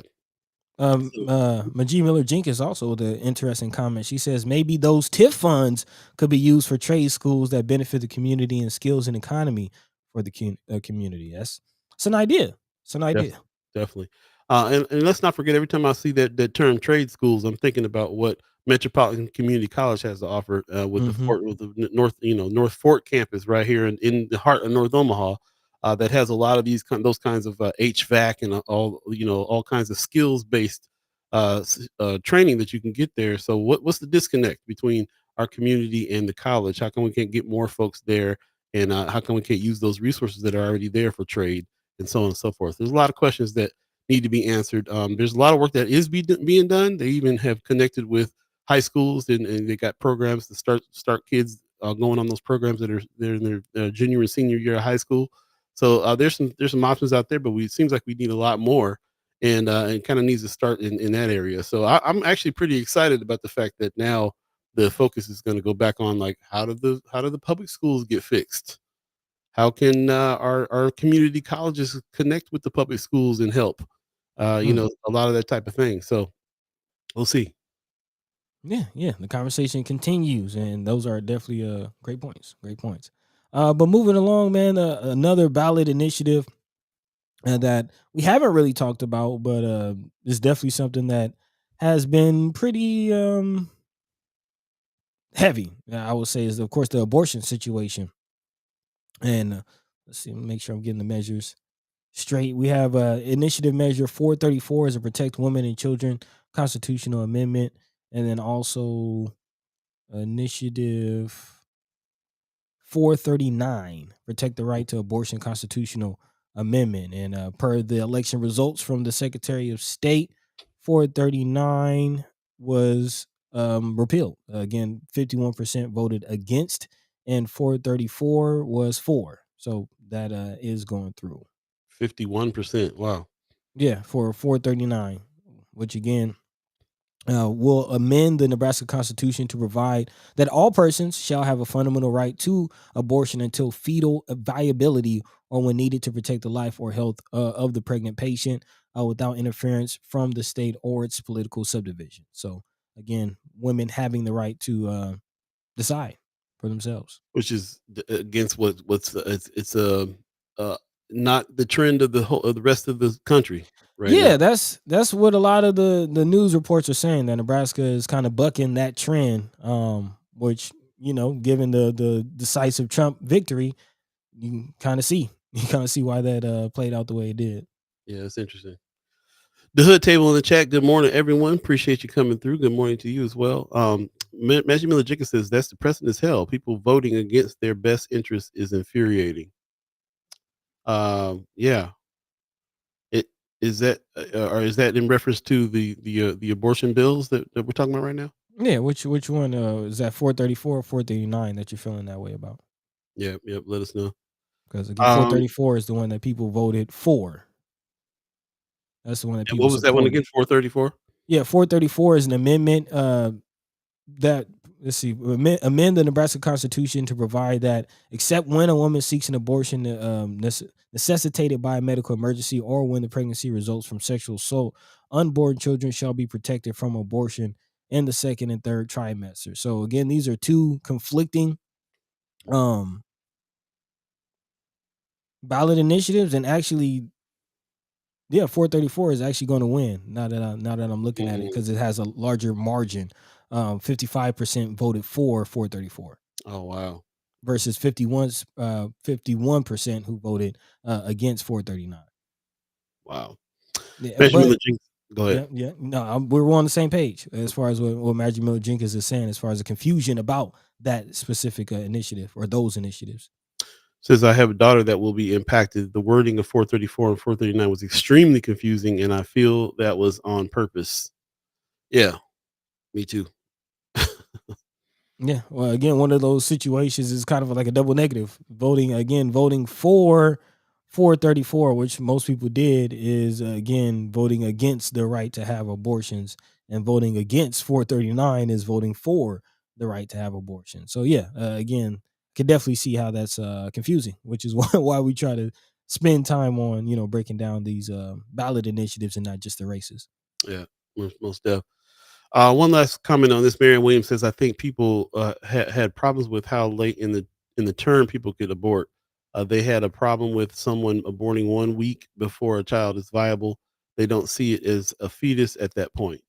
This is kind of the general argument with abortion everywhere. Is Hmm. what when is it viable? When is aborting, who the different opinions on when life begins and so on and so forth. Don't You just kind of wanted to relay that information out there and let people in the chat talk about it a little bit, but that's the results so far that's going on with that, Hmm. and that's really all I don't want to really say too much more about that. That's Yeah, yeah, yeah. As yeah. as a man. Right. I Yeah, right. Try didn't to want to stay say it out of like that. that, but yeah. Yeah, Well, I mean, it's what it is, man. Definitely support, women having the ability to make, decisions with the consultation of a medical professional on, what's better best for them. Definitely support, government and staying out of those kinds of conversations. But here we are. Again, it went to the ballot and the people voted for it. so the thing for me is the point for me on this one is what Marianne Williams was talking about. Ballot measures are always purposely confusing. We need a law about that. Yeah, there's Yeah, definitely some conversation to be had about that. most def.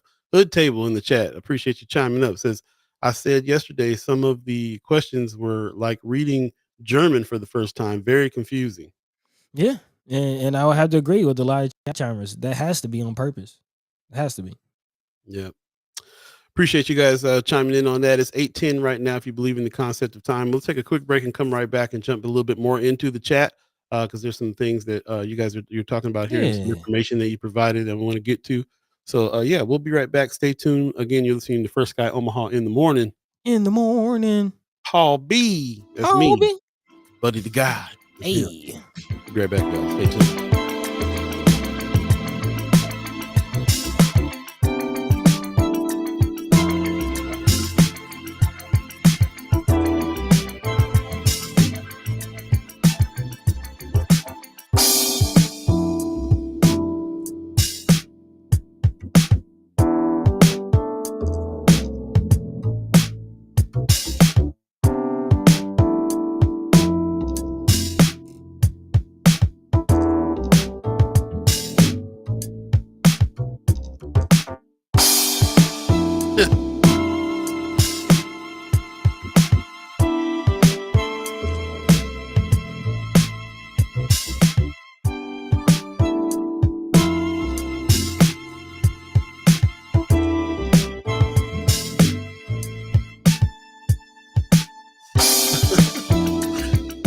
Welcome back. Welcome back. Welcome back. Welcome back. Hey. Dreams of your ticket out. Man, what you over there Man, giggling about, man? I was just I'm fat figuring everything, man. All, all the ads came up wrong and all kinds of stuff. Uh, Hey. it is the 6th of November right now. Did we? Is First Friday coming up or did it pass already? What I don't know what's going on with the concept of time here. Let me take a look at the calendar. Well, I Yeah, guess the okay. first was the first Friday. We, yeah, that's what I was looking at. I was like November 1st. Wait a minute, First Friday already passed. So we doing all this advertising for First Fridays, but it's already went down. Let us know if you went to any First Friday events last Friday. Man. Yeah. I I'm guess it thinking was it's last. coming up. I'm thinking No, this Friday. bro, I'm with you, man. Friday was a little blurry for us both. Yeah, to say the least. Yeah, I'm a little bit. I'm realizing like how delirious I am actually over No, good catch, good catch. all I this missed that. work that I've been doing. You know what I'm saying? Like Mhm. we've been on the grind here for this past couple weeks, really, man. And I haven't been able to exhale yet. Like I'm ready to. We talk about the results today. Of course, part of it is I feel a little bit like, well, we kind of know who the president is, so we can quit worrying about that too much. Man. Yeah, I'm looking for that. I'm looking for like one by one things to just kind of like release a little bit and get to that point where I can put it out of my head for at least 5 minutes, for at least a weekend, for at least Friday, Saturday, Sunday, maybe, and That'd be come back nice. Monday morning and jump back on it. But kind of crazy. So anyway, yeah, we appreciate everybody that's just joined us today and is engaged in this kind of come down from the situation that's gonna kind of last all week in a big way. Because we're still looking at results coming in for certain races and so on Yep. and so forth. So yep. RG in the chat says, I almost forgot I haven't seen recent results, but it looks like Anthony Rogers' right homeboy Vargas is beating Don Bacon. RG, don't be starting no mess. Now, you know Anthony Rogers Ah, right gonna have to chime up on that. Uh, yeah, man. but But that is another race. It's a very close race. is it is I heard it was the other way around. I heard that Bacon was winning last time I looked at the results on that. So Nebraska Examiner is reporting that as of 6 a.m. this morning, it's Bacon is leading. But again, it's a very, very close race. Right. Per this report, it says 51% to 49%. The Republican incumbents lead grew overnight to about 8,000 votes. Election officials still need to count at least another 9,000 votes, however, including last day early votes in Douglas County and provisional ballots that need to be verified. So there's still enough races or enough votes out there to swing this either way. And there you go. There's Anthony Rogers right saying, nope, you're getting bad 411. Bacon won. We see RG saying Tony Vargas is in the lead. And now we get Buddy spewing off the actual numbers, which is kind of in between. So Yeah. yeah. And the bottom line here is what Magic Miller Jenkins is saying. We won't know for sure until Friday because of mail in and late votes. Yep. There you So go. yep. I So mean, per the reports, there are still people waiting in line at some, voting precincts till like 9, 10 last night. So, yeah, it's still going to be a thing. Still waiting. Still waiting. still waiting. Do we have any answers on any other races that we need to do that we got some you do have some results on quite yet? Is that a thing? Or are we all the way up to date with everything that we have actual numbers for and everything else is we gotta wait? Well, yeah, there's several races, some decisive victories. Okay. Of course, we can definitely call Terrell McKinney. That's the Senator race day. Senator Terrell Yep. McKinney is in all the way, huh? Yep. Put some respect on his name, Senator Terrell McKinney. The Dan Osborne, Deb Fisher, that has been solidified. Deb Fisher has won that.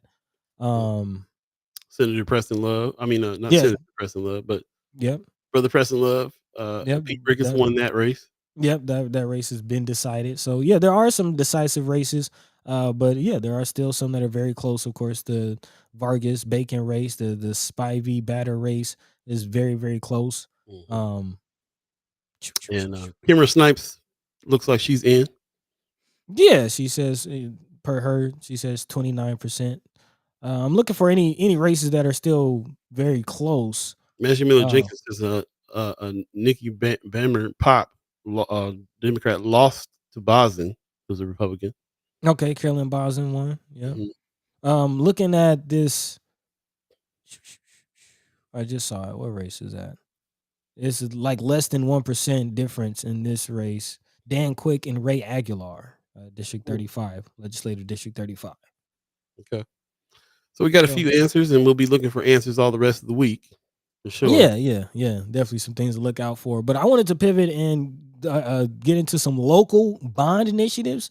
A lot of the ballot initiatives were, of course, statewide, but there were some changes in Omaha. Some things that we again spoke about that I wanted to, point to, draw your attention to, especially what's going on with the possible Cop City coming out. Something to look out Mhm. for. Again, I believe that was the $146 million public facilities bond, which actually was a decisive victory in that. 70% of Omaha voters voted for that, voted yes for that bond. And if you don't remember what that was the bond that pretty much wrapped up development of CHI with Cop Center. Again, the public facilities bond totaled about 146 million, which included 100 million to go to CHI's expansion, and then also another downtown police fire station and a new police outdoor gun range was also wrapped up in that bond. So those things are coming. Something to look out for, and maybe talk more about. Definitely love to hear your thoughts in the chat about a new multi-million-dollar police gun range coming to Nebraska, coming to the Omaha area specifically. Yeah. Um, Yeah. yeah. Yeah, Paul, I'm not but gonna. again, would love to hear from the people. What are your thoughts on that? Some other bond initiatives that went through. I know Kimra mentioned earlier the Good Life Economic Development Program, which is another bond initiative that will grant the authority of $330 million in bonds for the Avenue 1 development and amend two sections of the city charter that would allow, again, the development of the Good Life Economic Development Program, which I'm honestly not too familiar with. As we've been looking through the bond initiatives and ballot initiatives, this isn't one that has been talked about very often. So if anybody has any more information on that, I'd definitely love to hear about it. Yeah, I remember mentioning on the show we did kind of dive in a little bit on it, but not at all to really kind of break down what it is and what it's going to do and so on. So it was one of those ones I put on the list of like we just got to dig in, do some research on this one. So I shout out Hmm. to Kimber Snipes who's actually doing that, and maybe we can even get a Miss Snipes report on what's going on there since she's digging in. So yeah, if anybody's notes I trust, it's hers. So Man, big yeah, time, big time. love to see that. Some other things to look out for as far as bond initiatives. Again, a lot of chat chimers have expressed interest in environmental issues, and there was an environmental bond to the tune of $14.5 million that did go through unofficially, of course. That's according to the Omaha World Herald. This will pay for such projects as neighborhood storm sewers and drainage. Also, the Missouri River flood control, which has been an issue over the last several years. These bonds do not pay for the city's ongoing combined sewer overflow program, which I know a few homeowners in the chat have kind of expressed some concern about as well. Again, that is not wrapped up in this bond initiative. Mm. Also, there's a $10 million public safety bond that's going to go towards buying a new fire department vehicle and equipment and police vehicles. So in that regard, the rich get richer as far as more, more tanks, more helicopters.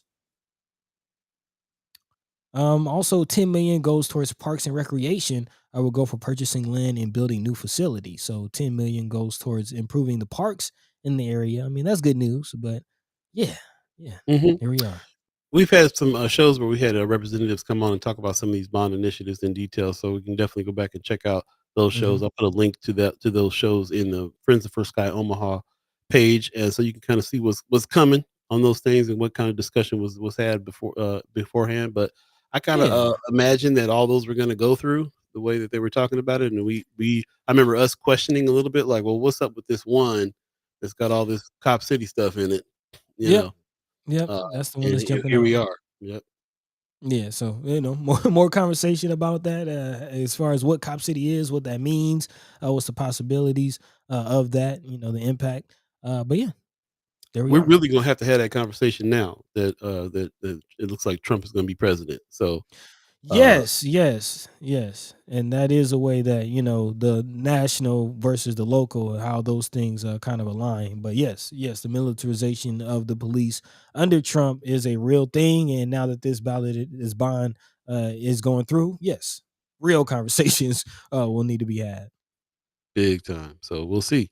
Matthew Miller Jenkins in the chat is saying we sit 35 to 15, two Republican, Democrat, nonpartisan, respectfully on our legislature. Okay. 35 to 15, one Republican, Democrat, nonpartisan, respectfully on our in our legislature. Our legislature is supposed to be nonpartisan, but we do have to keep track of who's who because Mm-hmm. a lot of things sway the way that they sway. So it is. It's another reason why we would as far as Ashley Spivey is concerned for District 13, it would be great to have her in there. She's the only Democrat running for that particular seat. Yeah, yeah, We saw her commitment and her relationship with Senator Terrell McKinney already.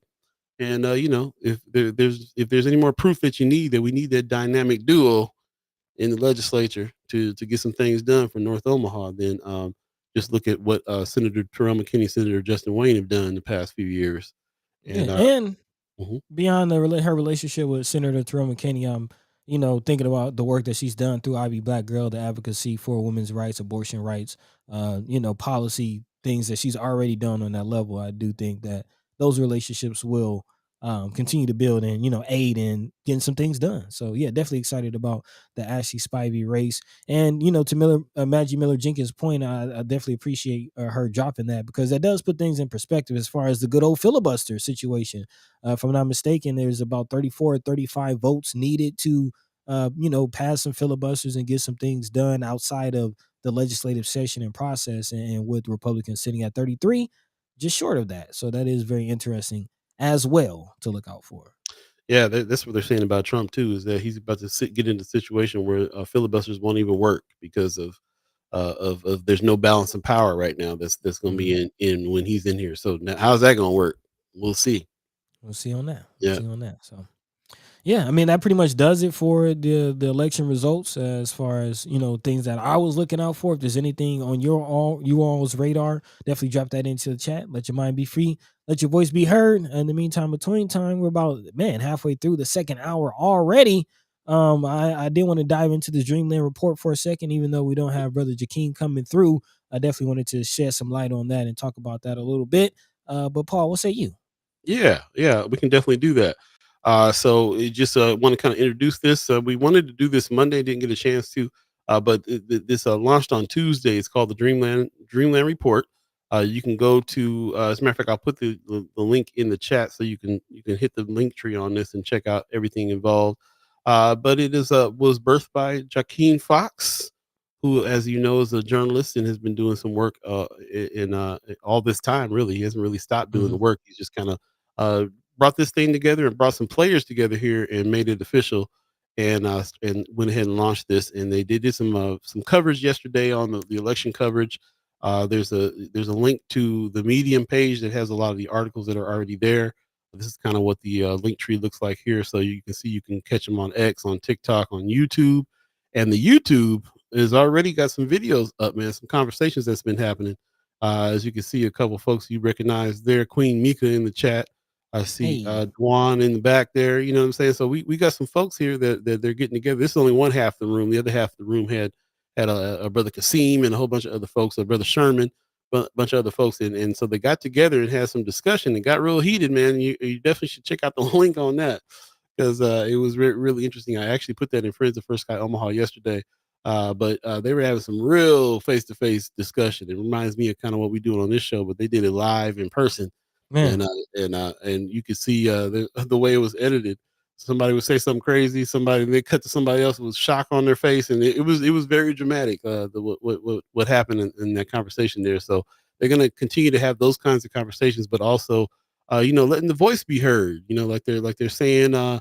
Dreamland Report produces credible journalism that serves Black Omaha. So this is the whole theory behind it, and there's gonna this kind of was birthed from the fact that they felt like that Joaquin felt like the coverage here was not up to par. I remember him writing an Hmm. article about something that Flatwater Free Press wrote that he didn't like the angle, and he was just like, we don't have anybody representing what's going on here in North Omaha in the right way, from us. So he went ahead on with this venture, and now it exists. It's here. It's another news source, another news, not just a news source, but a conversation source for us to have some more information. I'm excited about it because what we do here is kind of dig into local news and bring it to this chat for us to all talk about. So the fact that we have people boost to the roots, some real reporting going on here, some stories that are about to be generated that are more centered by to us here in North Omaha, especially. I'm very excited about what some of the stories that are going to be coming out are already coming out and happening soon as well. So shout out to the team, Joaquin Fox. Definitely going to be part of this situation. I can't wait for. I wanted him to come speak on this more. I'm doing a terrible job of explaining what's going on here, but I hope that you get the gist, and I hope that you look into it. I put the chat link in the chat there. Hmm. Definitely check out the link tree. Go ahead, check out the articles. It's a nonprofit organization as well. It's a nonprofit news organization, so that means that we want to support that. So help me support this as well, because we need it. We talk about this all the time. We need more voices. We need more media, more news out of our areas because we still live in a news desert. It's just all there is to it. And so the more that we can have, shout out to Terry Sanders over at Omaha Star. Shout out to William King, 95.7 The Boss. Shout out to the Hood Table. Shout Man, out to Ernie Chambers Show. Shout out to everybody. 87.9 is stepped up. 87.9, The Culture, yeah. digital Sunday radio channel. sermon with Sherman, sermons with Sherman, Come on, man. share Conversations with conversation with Sarah. Yep, yep. So All of that. we are steady building an ecosystem here of information, and trying to get that refined and everybody finding their lanes. I think that what's going on here with the Dreamland Report is going to be huge. And like I said, we're definitely part of that. They're definitely partners of ours from the jump. We're in here trying to help shape some of the things that's going on here. Definitely check out the Dreamland Report. It's going down. Yeah, actually, I have a quick quote from Joaquin that's pretty interesting about it. He says, "What makes Dreamland different from any other outlet is that our success will be measured not in clicks, likes, or shares, but in the amount of people informed, galvanized to action, and inspired by their own claim to liberation. We want to bring the historical context to the issues Black Omahans are facing today.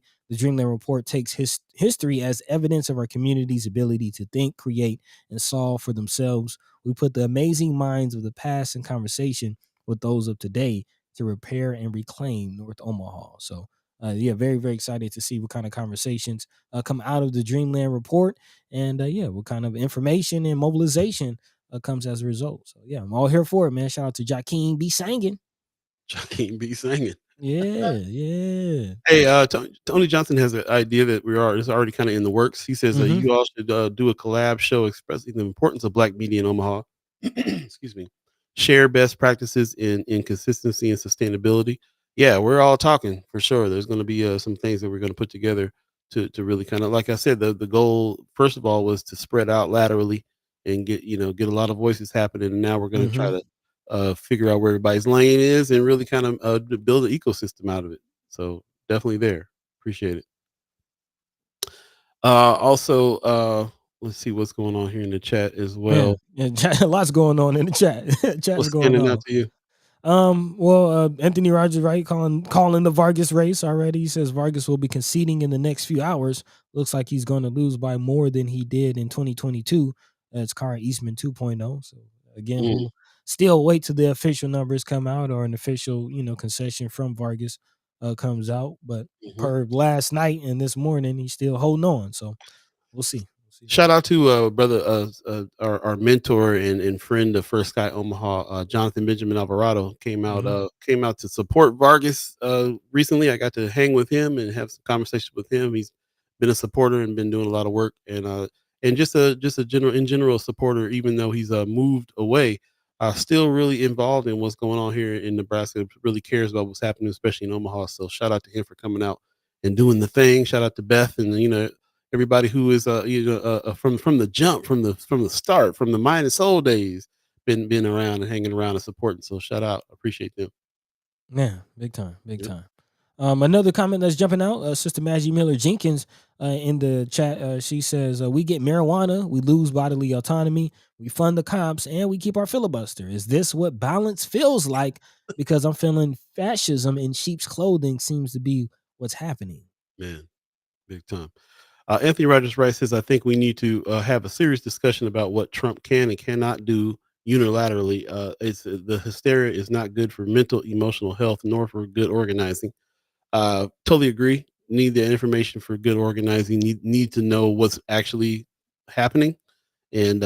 It's interesting that you're saying that because we are trying to like tamp down a lot of the hysteria on a lot of different levels. So I'm very much with you on that. That's the direction you're going on that. I'm definitely a part of it. We want to tamp down all hysteria on all levels and just kind of find out what the facts are and Yeah, get busy with those facts for action. So I'm with it. I'm with it. Most def. More things in the chat. I think it was Maggie Miller Jenkins who was telling us earlier about a race that she was interested in. Us looking at the results for. Um, can't really find it now. Sorry about that. This chat boy. going Hey, off, man.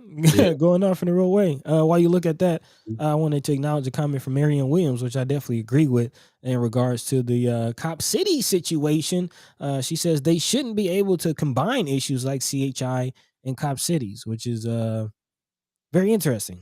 I do feel like had those bond issues been separate, that would have went a different way. I definitely feel like people can gather around $100 million to expand CHI. I don't think anybody would buck against that. But yeah, this whole Cop City, police gun range, it's a different conversation. It's a That different was conversation. that was a tough one for me, man. I was standing there looking at that thing for a minute. Like Really? they did their job with trying to with bundling that up. They did their job because it made people go, question that. And I think a lot of people marked, yeah, go ahead because of the CHI piece. No, yeah. And, yeah. So it was a definite strategy how they snuck that in there. Um, and like I said, it caused me pause for a minute too. I'm just like, this stuff coming anyway. That's what I kept thinking. It was like Mm. they're trying to do this anyway. Uh, you know, and in the end, it's just in the end, I had to just be like, Do I care this much about CHI expanding? You know what I'm saying? Like, I remember standing in there questioning that a little bit for a minute.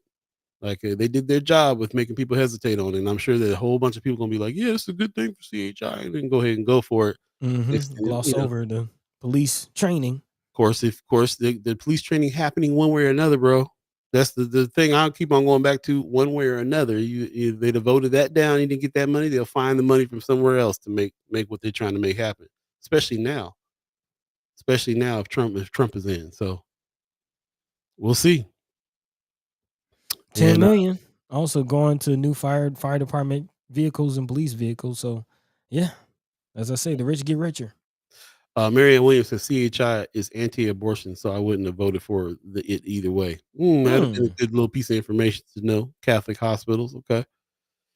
Matthew Miller Jenkins says it's interesting to see how people react when all of these ballot measures take effect. It's also one is I also wonder who gets the contracts to build this cop city. Yep, that's a good question. Yeah, something to look out for. Follow the money on that situation.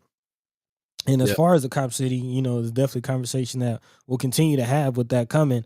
Anthony Rogers Wright says yes, and maybe now people will understand why Palestinian genocide is a local issue. Guess who will be training those Bacon units? The same people committing the genocide. It's happening. It's happening in Atlanta right now. Yeah, man. Yeah, man. Yep. 8:35 right now. If you believe in the concept of time, I appreciate you guys that are sticking with us through the second hour and having some more discussion about what's going on. Let us know how you're feeling about some of these results, election results, ballot initiatives. Where you're at, just mentally. How you doing? What these things mean? What are you feeling? What are you feeling a little bit? Like I said, I got a lot of messages in the middle of the night, all throughout the night, from people who were going through the whole range. Can't believe it, and some people were, of course, and some people were. It's because black men didn't do this, and other people didn't do that, and what I'm saying, like, you go through the stages. I don't know if it's appropriate to say stages of grief over this, but it kind of feels like it a little bit. People are reeling a little bit from some of these decisions. The biggest one being that looks like Trump is going to be president again. And not just Trump is going to be president, but Miss Harris is not, which is very highly depressive idea to a lot of people who were pinning hopes on that, on our having our first woman president. You know what I'm saying? Black woman in the office. So there's just a lot of the different mixed emotions, a lot of stuff going on here. And I had to kind of decide how I wanted to show up today, which was uh thank goodness for Senator Terrell McKinney, who keeps reminding us it ain't about any single politicians. It's about the work that we need to still do, and let's not get caught up in thinking that we live somewhere we don't. Man, We know what country we live in. We know what's happening. what do you mean by that? Like, what kind of? We know, as far as like we know what country we live in. I think that what I mean by that is that I feel like we're in a situation where white supremacy is how things started and how things are continue to go, and how it's going to continue to go, and it's gonna be a ongoing fight for as long as you live in this country, and that's just what it is. This is where we live. Majority of people here want things this way. We need to stop feeling like they are getting fooled and they really don't, and people are lying and so on and so forth. No, man, there'd be a groundswell of something different if people were different. If the attitudes of the majority of the people here were different, it's just not, and it's always going to be like this. So we got to keep. It's an ongoing fight. If you're fighting thinking that you're going to solve it, then you're in the fight for the wrong reason. The fight is the journey. The journey is the fight. We just have to keep fighting. You want to live here? That's what it is. We can't act like there would be no white supremacy if Miss Harris won. Even if she won, we still be in the fight. So that's what like sometimes you get caught up in this hope, like maybe we can make some things change, and I think maybe small incremental changes here and there, maybe, and things that might serve as some relief here and there, maybe. But we still live in a capitalist, white supremacist society, bro, and you know how major of a thing has to happen for that. God got to come down and change that. You know what I'm saying? Like, Mm. you know how major of a thing has to happen for that to change, for that to switch to something else? This whole thing was built on this, bro. And it's still here. And it's still here. It's still here. There's just, that's just the bottom line. So you get up. It was like that yesterday. You get up with the same heavy heart or whatever you got to do to manage your stress and get back into the fight. So I'd drop the mic if I had one to drop. Okay, okay. I hear you. I hear you. And I guess that's kind of where my hope is. Speaking of hope, not necessarily putting it in any one candidate. That's not where my hope lies. I'm still thinking about the people, and what is, the possibility of a viable third party. What does that look like, or the viable third option? Are the people willing to get away from the traditional thinking patterns of thinking that has plagued this country? Being getting stuck in this two party system, getting stuck in this ideology of white supremacy. um, yeah, I'm looking for indicators that show we're moving past that, and yeah, I am not sure that we are very far past that. No, no, not at all, bro. Um, like I said, we gotta, this is one of the reasons. I mean, you gotta think back to why we're doing what we're doing, buddy. Just in general, me and you. Mhm.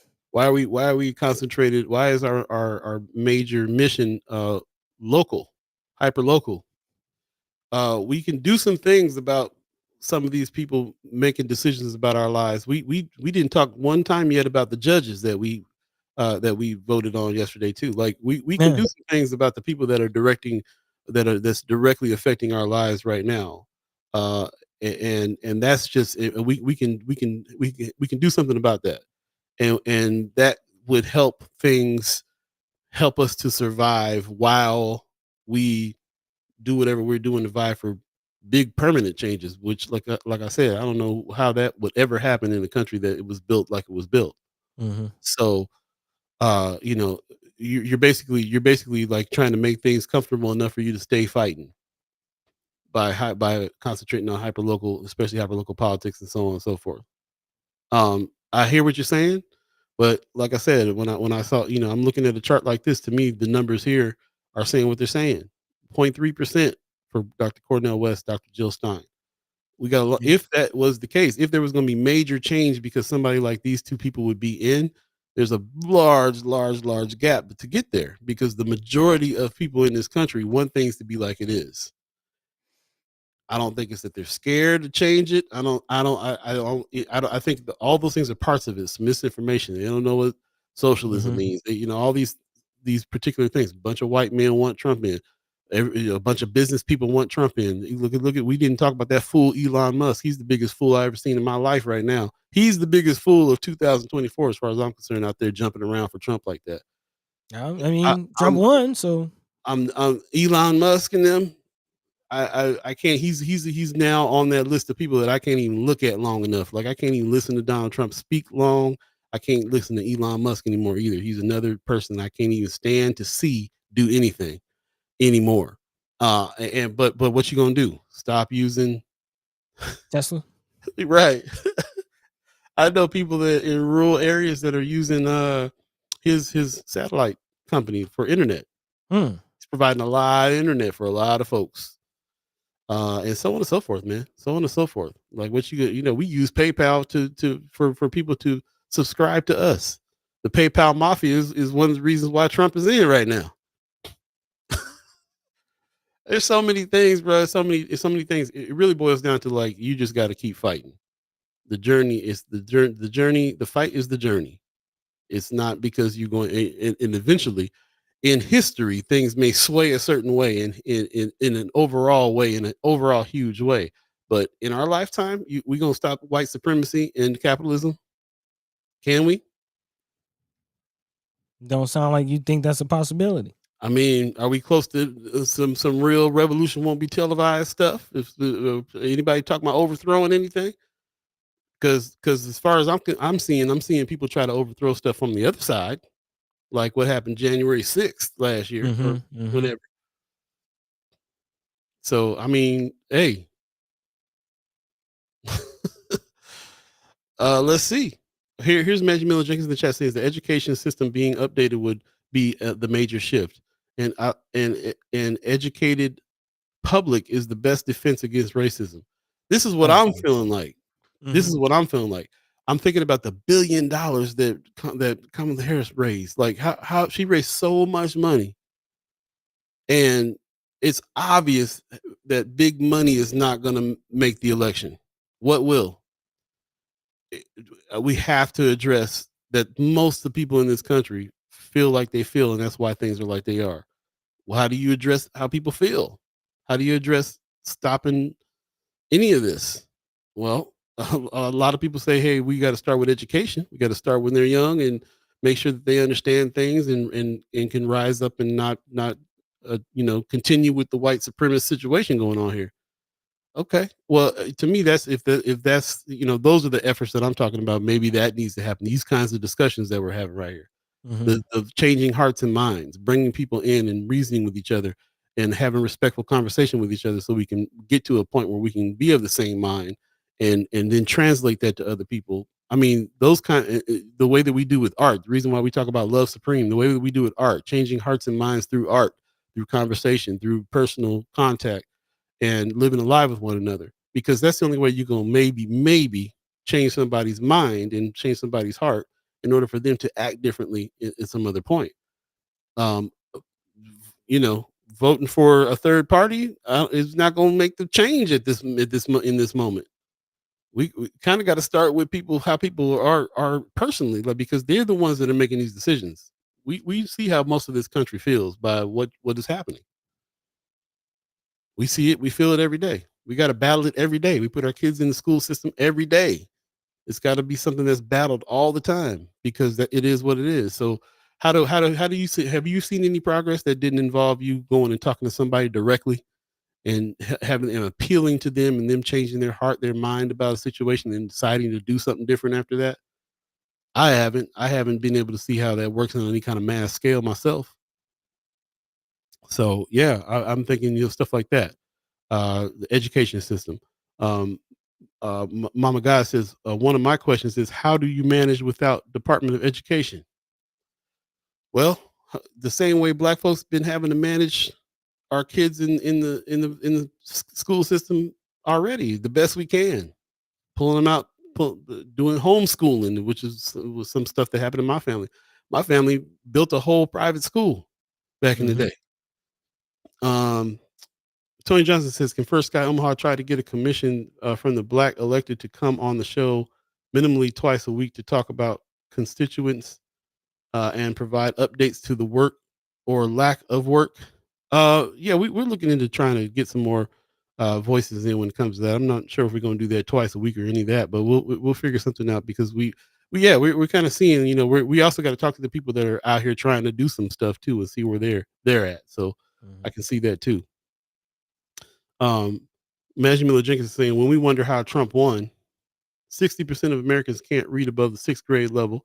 We are one of the most undereducated first world countries, and it shows in our elections. I don't think our elections are being run in an intelligent way. Everybody is trying to be a fan of the politician. They're doing it in the way that entertainment does it. Mm. So and that's why the billions of dollars that are always being generated, because they spend it on media. Yeah, yeah. You think about it, just this race alone. Kamala used the power of celebrities to try to, build up her. Everybody. And Trump just used his own celebrity. Like Trump himself is a celebrity, which kind of aids to his whole race as well. So yes, the whole celebrity aspect, the loving of stars, the infatuation with celebrities in American culture is definitely playing a huge role in this. Yeah. Marianne Williams says college educated people didn't vote for Trump in droves. That's what I'm I would hearing just as far as the reports. There's a certain level of education that voted for Trump. I'm not saying everybody who voted for Trump is, undereducated, but those who are, a lot of them voted for Trump. right. Um, I definitely suggest that you go back and check out what's going on in the chat. Lots are happening. I definitely like this idea. We're talking about that point of education where some people feel like that's the point to start. There's a lot of different points to start. There's a lot of different things we can do, and to me, it's all us deciding that we're in the fight, and that's just all it is. We got to keep on trying to find solutions and keep on trying to fight. So yeah, I think that's a lot of these things. We're doing that. We do that. That's why it's a show that happens Monday and Wednesday. That's a show. That's why it happens weekly. It's why it happens regularly, because you got a little bite at a time, man. You got to try to Oh yeah. find some solutions and keep on plugging at it as much as you can. Put some. You take some time to be able to think about these things and come up with some solutions. Try some stuff. Talk to other people about stuff, which is the most important part, as far as I'm concerned. Get that Hmm. groundswell of people that are on the same page. Conversation rules the nation. But yeah, I definitely agree. It starts with education, information, civic engagement, all of those things. At least gets the ball rolling. Most deaf. Lots of good stuff that you guys are talking about that can be done. Some of the explanations too about why things have been like they have. Anthony Rogers right talking about Joe Rogan. I'm talking about Elon Musk. All these people that rallied all these people to come on out, and that's really the thing. They just appeal to what people are already feeling and thinking in the first place. Hmm. In this country, battle cries and things like that make it easy. And then we, the other half of people on the chat right now talking about how education is supposed to work against that. If you're educated and you can understand what you can understand, then it'll make you make different decisions. How many people are educated? Is education the key? Before we go to a break, real quick, Brother Sherman Wells in the Hey. chat. Appreciate you, man. He says, seeing the amount of black people ignore all the dog whistles of racism and still vote for that clown shows the amount of hatred we have for ourselves and part of the reason we cannot come together as a people. Too many black people still need approval from other non-black people. Mm. We the only ones that want to prove we are not racist with everyone else is sticking to their race. I shake my head. However, my focus was definitely on local elections. Oh yeah. So Oh yeah. And regardless of everything that we've been talking about, um, I'm still feeling like there's opportunity to get some things done, especially with Senator McKinney and hopefully Sister Ashley Spivey is looking like it's going in that direction. But we have representation, so what do we do with it? very good question. Very good question. Uh, we got to take it and hustle it up. We'll take a quick break. You're listening to Mm. First Sky Omaha in the morning. In the morning. Paul B, Buddy the Guy, still in the fight. Stay tuned. We'll be right back. Hey, fight the power. Time to get my hustle on. Hustle till the break of dawn. Do whatever makes me strong. Worry about the right and wrong. Time to get my hustle on. Hustle till the break of dawn. Do whatever makes me strong. Worry about the right and wrong. Living in the HIC. Brothers all surrounding me. Ain't no futures here. Just lives full of pain and fear. Time for a different stroke. I'm tired always being broke. Me and just about all my folks. Tired of being without hope. So it's time to get my hustle on. Hustle till the break of dawn. Do whatever makes me strong. Welcome back. Welcome back. We're about the right and wrong. Yeah. It's going down. First Sky Omaha in the Hey, morning. in the morning. Paul B, Buddy the Guy, just a couple musicians trying to do some good. Yeah, man. That part. That part. Hopefully we are. Before we get to lightning round, and actually, but there's a thing I want to ask you too, buddy. But before we get to that, I want to just mention the war on journalism that I just experienced this past week. Mm. We got smack dab in the middle of the whole misinformation on social media locking certain things down because they don't want to be sitting in front of Congress no more. Uh, I got a glimpse of this world where if we try to get our word out to the masses of people, we get stifled. It depends on what you're saying, what you're doing. We get stifled. It's not always because they're out to get us, but it's also because of the nature of all the court cases that's been happening with social media, how they feel like misinformation happens. The fact that the Russians was sending over fake videos and all kinds of stuff to sway the election. If they get any indication that you're doing anything that's election based, they will that algorithm will clamp down on you so Man, fast it's ridiculous. We worked hard all week on trying to get the word out, and it came down to me standing out in the street, bro, trying to get people to come to these get on the bus events. It got that bad.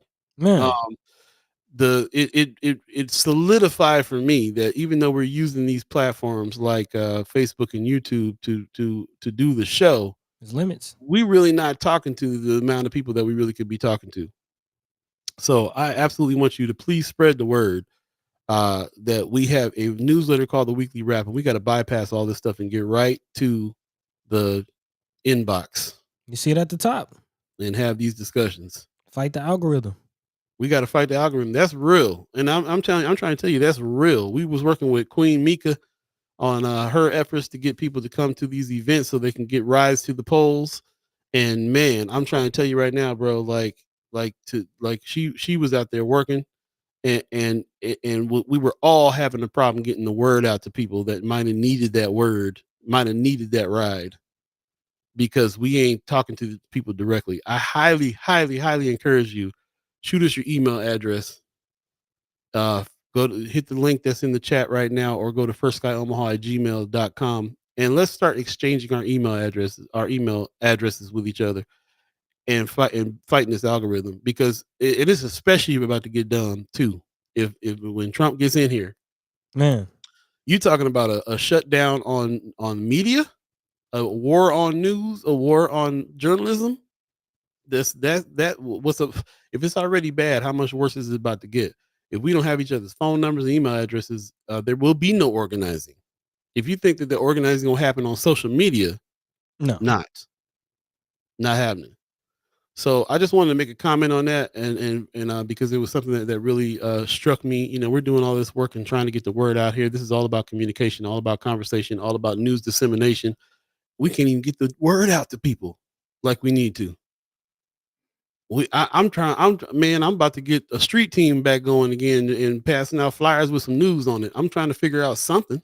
That's where it is. It's that bad. Yeah, I mean, you can't rely on the tech companies.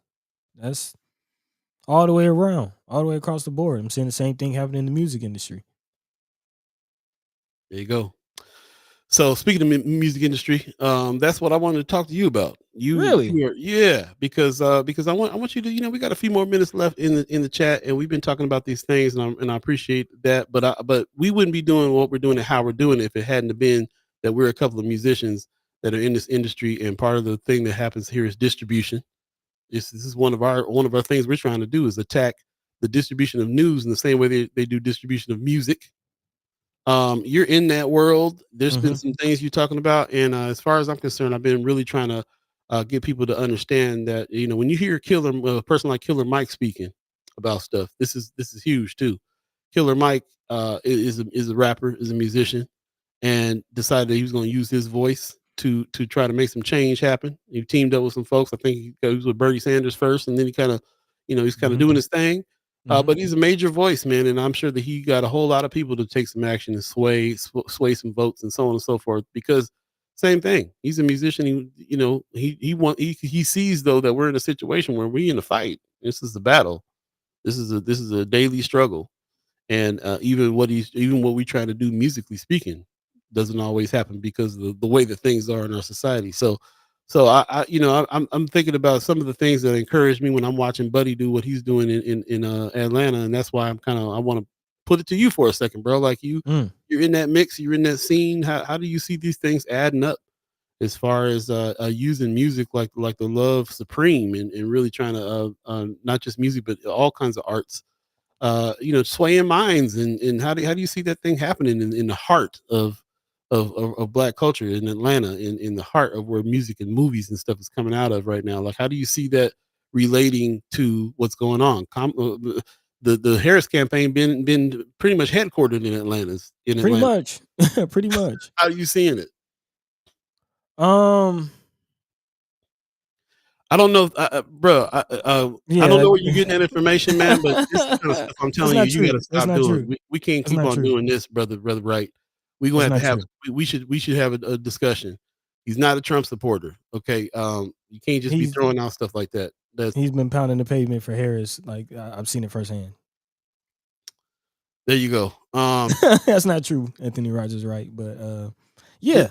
To answer your this is question, not the style, bro. That's not the style. Please. We'll talk about it. yeah. I'm sorry. To Go ahead. answer your no, you good. You good. To answer your question,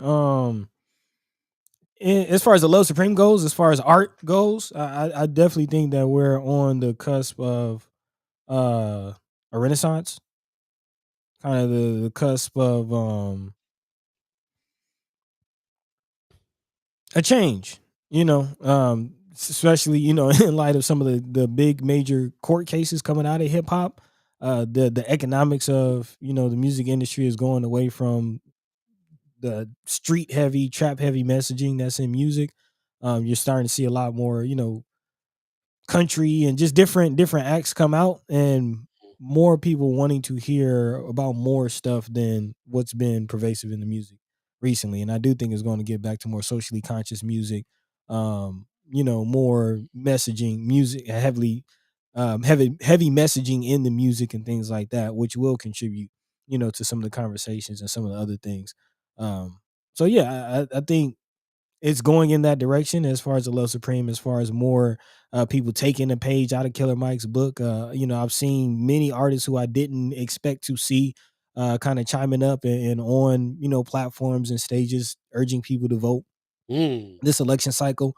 The likes of a Benny the Butcher, or mm.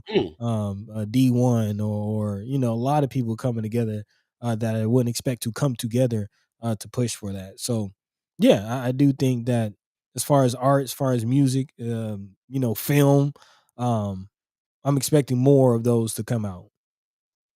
That's what's Uh, up. is that does that kind of answer Yeah, your yeah, question? yeah, yeah. I wanna get the conversation started on that because I want to continue this conversation in future shows. So I Hmm. appreciate you bringing that up and bringing in a part of what it is you got going on over there that is part of this. As a matter of fact, somebody said that in the chat just a minute ago. Is there anything that can happen with what Tony Johnson said? What are they doing in Atlanta that could be replicated in Omaha? And we already know that was, excuse me, part of our mission there. So we definitely gonna do that for sure. Appreciate everybody that joined us in the chat today. I see 95.7 the boss, William King in the chat. Yeah, They don't control broadcast platforms or TV or radio. That's right. Yeah. So shout out to what he's doing over there with 95.7 the boss, saying what he wants to say on it. It's going down. Appreciate that. Also, Heather Williams in the chat. I appreciate that. Sean McCarthy, Deborah Wright. Seeing some names, man. A lot of people in the conversation today, and I really appreciate everybody doing that. brother And I Mike really Lee checked in. Brother Mike, yeah, brother Mike Lee checked in. Appreciate that, brother Anthony Rogers. Right, we're gonna have to talk, bro. Yeah, you. This is not the Anthony Rogers Right show. I don't want to have to. Like, let's talk in person before we start airing things out on the show. So it's 9:02 right now. We're already 2 minutes past our agreed upon time. Let's go ahead and get out of here. We appreciate everybody that is joined us today. And man, take care of yourselves. I know that we're still looking at results coming out. We got some results already. That's a little some people feeling really disheartened about. But just remember, man, keep the fight. It's not anything we got to get too disheartened about. It's the thing. Everything is the same as it was yesterday, and there are going to be some things that may get worse. And in the history, there are things that have gotten worse, and then there was times that things have gotten better, and the whole time consistently, it just has been that we just been in the fight and trying to fight and trying to handle the stuff that we can handle and do what we can do together. So let's keep that happening. Really, really appreciate that very much, and I appreciate all of you very much as well. Let's go ahead and get out of here and get on with our rest of our week, buddy. You got some words for the people? Yeah, of course, was not able to speak to Brother Jakeem B. Sangin, as we like to call him around here. But yeah, check out the Dreamland Report on YouTube and other social media. I think we dropped that link tree in the chat. So yeah, check them out on all platforms. And yeah, of course, check us out, firstguyomaha.com. Make sure you're tapped into the weekly wrap. And yeah, we're going to keep on moving, man. Keep doing the thing as we all are hopefully concluding from this conversation. Yes, the politics are the politics. Yes, we have to be civically engaged. Yes, we have to vote, but we also have to organize and do for ourselves. We can't rely on elected officials. Again, they work for us, so we got to make sure that they are working, make sure that they're held accountable, and make sure that they know what it is that we need and we want. So let's make sure we're continuing organizing and pushing for that. But in the meantime, between time, hopefully we'll continue to receive your support. We appreciate you. We love you. We thank you as always. Even if we don't always agree, it's still all love, man. So with that, Paul B, Yep. take it away, man. Man, just appreciate everybody that has joined us on the chat today, that joins us on Friends of First Sky Omaha, where the chat happens when we're not live. And everybody that puts things in there as far as haps and stuff that's going on, I think it's important, especially in our neighborhoods. But if you haven't joined the group page over there on Facebook, Friends of First Sky Omaha, please do. And more than anything, man, let's drop the email addresses. Let's make it happen. Weekly Wrap is something that we've been dropping every Friday, and we are trying to keep this very loose because it is a conversation. You can respond to this newsletter. There's a lot that can happen here as far as our conversations are concerned, by us engaging with each other through email instead of this algorithm. So really appreciate everybody that's done that. Shout out to Queen Mika for all the work that she did all week long trying to help people get to the polls and doing that push. Man, she really I really saw somebody breaking her back out here trying to make it happen in a big way, and everybody else who's really been out here doing it as well. And now that we're at the end of it, there's a little bit of relief just because it's a different kind of fight that we got to get back into. It is what it is. So I encourage everybody to keep that up, and I will keep doing it. And also shout out to everybody who's supporting us, who supports us over at Friends. Go to firstskyOmaha.com, hit the join button, and if you haven't already become a reoccurring member or a sponsor of the channel, please do. Shout out to the $10 people, the $25 people, the $50 people a month. Really appreciate everybody who is joined in and trying to help us keep this conversation going. And please continue, consider doing so if you have not yet, so we can keep this going as well.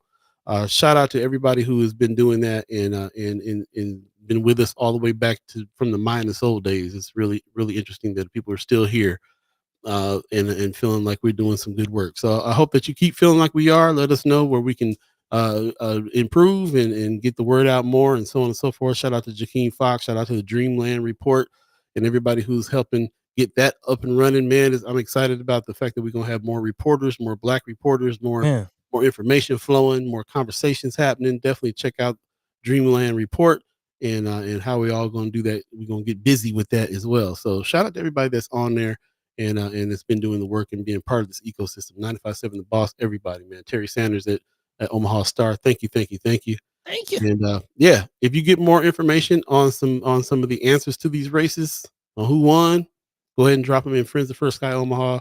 We'll have the senators on Monday, hopefully to be able to have some discussion with them about the outcome of all these things that are happening. So with that said, we're gonna get out of here. I saw Pops a little earlier saying thank you and have a great day. Said thanks you guys. See you all Monday. Appreciate you, Pops. Appreciate everybody who is appreciative of what we're doing here. Marianne Williams says, thanks for Sky. Glad you're rocking a positive vibe. Yeah, we got to, man. Can't let what's happening out here get us down for sure. Nah, man. Gotta keep it moving. Love supreme, man. Love supreme. That's right. Shout out to the Omaha Tribe elders for allowing us to be on this land and speak while we're here, especially during this month, Native American Heritage Month. Shout out to them and everything that they're doing. We didn't get to some of the news that Ho Chunk has got going on with the new casino and stuff like that, but we'll talk about it Monday. Expansion in Lincoln. Doing big things. Shout out to our elders for allowing us to speak with you. And shout out to all of you chat timers for allowing us to have conversations with you. Appreciate everybody who is on the chat, who is engaged in this respectful dialogue and conversation. Like Buddy said, even if we don't agree on stuff, at least we're being cool and respectful of each other and being able to have some conversation and talk amongst family like family do. Yeah. So appreciate you very much. We'll see you guys on Monday. Anything else I'm missing, buddy? No. Weekly Wrap on Friday. Look out. In the meantime, between time, take care of yourselves. Drink a lot of water. Peace. Peace. By the way, Vanglorious. This is protected by the Red